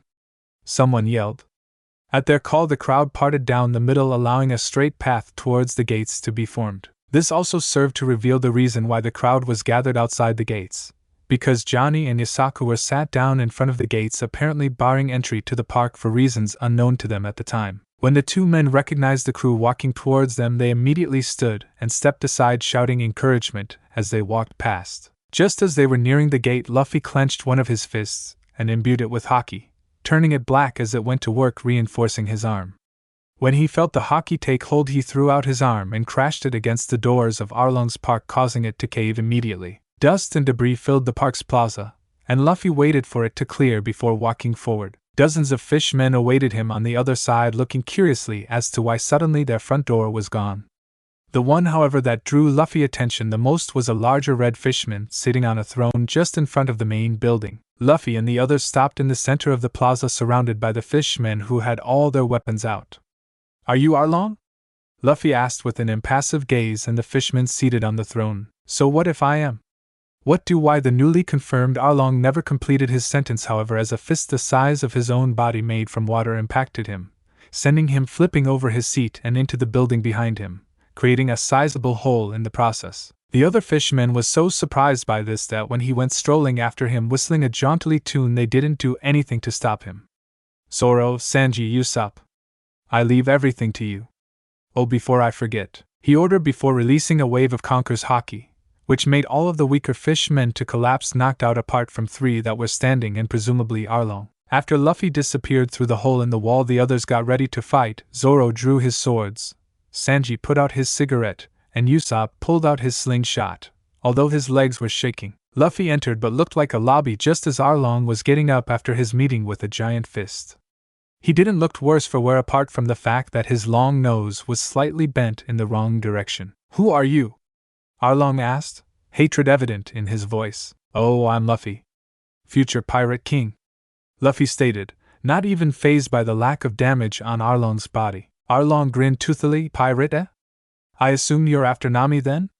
He questioned while slowly advancing on Luffy. You assume correctly, he answered, readying himself. Arlong stopped as he burst into laughter. That's too bad. She's mine and mine alone, he roared before launching himself at Luffy, who dodged out the way and kicked him in the stomach as he flew past, causing him to fly back in the direction he came, and though another few walls behind him. Luffy strode after him, stopping momentarily to pick a saw blade along the way he assumed to be Arlong's. When he eventually caught up with Arlong, one was face up lying on a pile of rubble, catching his breath from the strength of the kick he just received. Luffy walked past him, dropping the blade as he went, and drew Tsunami before turning to face the fishman who was just now picking himself up of the floor. Come on, fish sticks, where's that fishman's strength that those people were so afraid of? Luffy taunted. You damn human! Arlong yelled, spittle flying from his mouth as he did so. He came at Luffy swinging his saw blade wildly and without form. Luffy dealt with this simply enough, dodging the wilding swings and blocking those as he felt like. He didn't feeling the need to use his devil fruit for this. After a minute or two, the chance to strike came as Arlong overextended after Luffy dodged out the way. Taking the opportunity, he used Tsunami to move Arlong's swords further away, and using his free hand threw an uppercut at his chin, causing him to be launched up through the ceiling. Hearing a clattering, Luffy turned and saw that the sudden change in momentum caused Arlong to drop his sword on the ground. Smirking, he walked until his was underneath the hole before sheathing Tsunami once more and muttered, Mizu Mizu, Jetto Sotoima, and shot up through the hole Arlong just created. Landing on the top floor, He immediately became water as Arlong passed straight through him, spinning madly. Because Luffy wasn't solid at the time, Arlong continued on until he hit the other end of the room with a loud crash. Now that there wasn't flying fish coming at him, Luffy took time to study the room they ended up in. It was rather small, leading him to believe they were either near or at the top of the building. The room was filled with stacks of paper nearly as high as the ceiling. A desk once stood in the center of the room. However, it was split in the middle after a certain fish went flying into it on his grand adventure to the other side of the room. Walking over to the broken remains of the desk, he picked up a pen from the ground covered in a suspiciously red substance. Nami's blood realized. A dark chuckle echoed behind him. "I see you've noticed," Arlong said. Luffy turned to him just as he yanked out a few teeth that immediately regrew. "This is Nami's room, where she creates all her maps and charts. This room is her happiness.